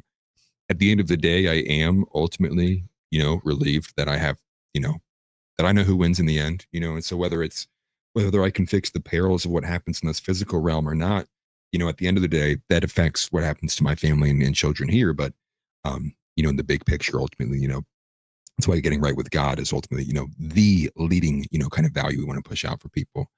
And I guess with Ray in particular, that is one thing where, I wish that he wouldn't kind of accept the acceptance that you're never going to be anything but that, I think basically seals the card for you, because the only person that can change it is yourself. So if you are the one who's accepting it, it's over. I mean, nothing's going to fall out of the sky that will change things magically. And especially on this current track record we're on right now, I mean, like, no one's coming to save you. It's like, if you want out, you're gonna have to figure it out yourself. But with that, we are running close to the end of time. We got about a couple minutes left. I wanted to say, is there anything that you wanted to shout out, or maybe we didn't bring up that I otherwise forgot about? You know what? I'm gonna stick to my old plug, which is you can fuck off and leave me alone. You can find me in the Discord, I guess, if you want to disagree with me. But as far as like, follow my YouTube channel or my X, you can all fuck right off. Perfect. We love that. All right. Well, that's the best way to support Donny is leave him alone. I might have put his X account in the description. I'm pretty sure I did. If not, you should don't follow me and go bother him. Go repost him. Fuck off. Don't follow me. Take it out of the description. Hit the like button though, you lazy fuckers. Yes, definitely do that. Smash the like button. Obviously, subscribe if you haven't already. We have, again, the week is loaded out. Tomorrow will be a big one. Tomorrow will be Tyler Russell, founder of Canada First. But I put out a lot of promo. The one thing I wanted to say, though, and get preparations for, is any and all super chats that are donated on Friday, August 22nd at 6 p.m. through 8 p.m. or whatever with Pine Sap, I will be donating those super chats to Pine Sap to help him with and recover from being fired from his job for his Jubilee, appearance. So I just want to get that out there. I will be posting more promo about Pine Saps in particular, because that will be the first kind of charitable event I will be able to have hosted, for my stream. And I already told him maybe it's nothing, maybe it turns out that it's $50 and it might, at least at the end of the day, will make it worth his time for coming onto the show. So with that, again, appreciate everybody for being here. Give a big thank you to Donny for filling in this time slot. Love having Donny. I think Donny Mondays can be a more consistent thing. We'll look at that. So no, Donny, your free day is on Mondays. And hopefully I'm not forgetting anything. But I did want to say thank you for coming on. I do appreciate it, man. And great show. Christ is king, as always. We got to put women back in the kitchen. We need to deport Kash Patel. We need Christians only in power. Synagogues and mosques need to ban across all of America. And I think it is about time we go to 110 countries. And with that, thank you very much. You guys take care. And I will see you guys tomorrow for the big show with Tyler Russell. You guys take it easy. What's good, everybody? This is Atlas Thug. As much as we have, it's currently a media blackout right now. It's about a 10-minute video here. Get the libertarians out of this party, dude. Part of a new series I'm going to be running called Bot or Not. I grew up as a white man, and you're the exact opposite, It's time we have a difficult conversation about race. 40 IQ points it needs to think about what is being told to you. Most people are just blatantly apathetic to what goes on around in their surroundings, let alone display it.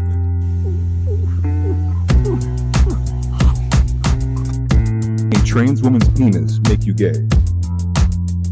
Tried to find an answer to that comment. The dating market is for men your age.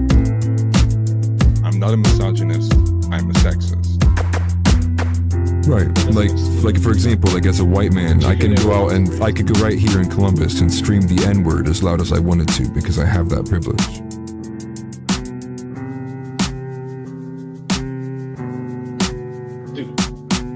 Those who would sacrifice a little freedom for a little convenience serves neither. Titan says, Browns should be for whites. We were just trying to help them run a better empire. Hey, truth. But she's straight up, she's like, stock market. She's like, bro, like, I can't even buy a fucking house. Like, and, probably doesn't help that half the comments are, oh, you're not banned on YouTube. Man, how is this guy? How's this guy not banned on YouTube? It's like, yeah, I'm sure YouTube probably picks up on those things. And they're probably wondering why so many people are saying that, And all these top brass pundits who have some kind of association or relationship with Epstein, it's getting to the point where you got to think like I'm about to go look at my residential history and be like, did I live next to Epstein for like some time? Like, man, everyone on this planet must have some relation to Epstein. And then you go, oh, actually, no. This is because the administration is all wrapped in together with it themselves. And I said this maybe about a year ago. What if Christianity wasn't in such a cucked position that what if Andrew Tate, like Tristan, would have went to a Christian position? Fell for it again award, #1 right here. And you know what? I can't even make fun of the audience because I fell for it too. And that's probably what I'm most pissed about. He's huffing some extreme copium. Oh yeah, sister, you definitely owned him. Hey, can I see you after tonight? It's like that's that's what you're competing up against because or bad jacketing him and calling him a weird little gay. Is this like alt-right corpse husband? What am I listening Yeah. Okay, stop it. This guy's gonna get into statistics and stuff like that. to? Oh, no, statistics. Not So- we don't do statistics.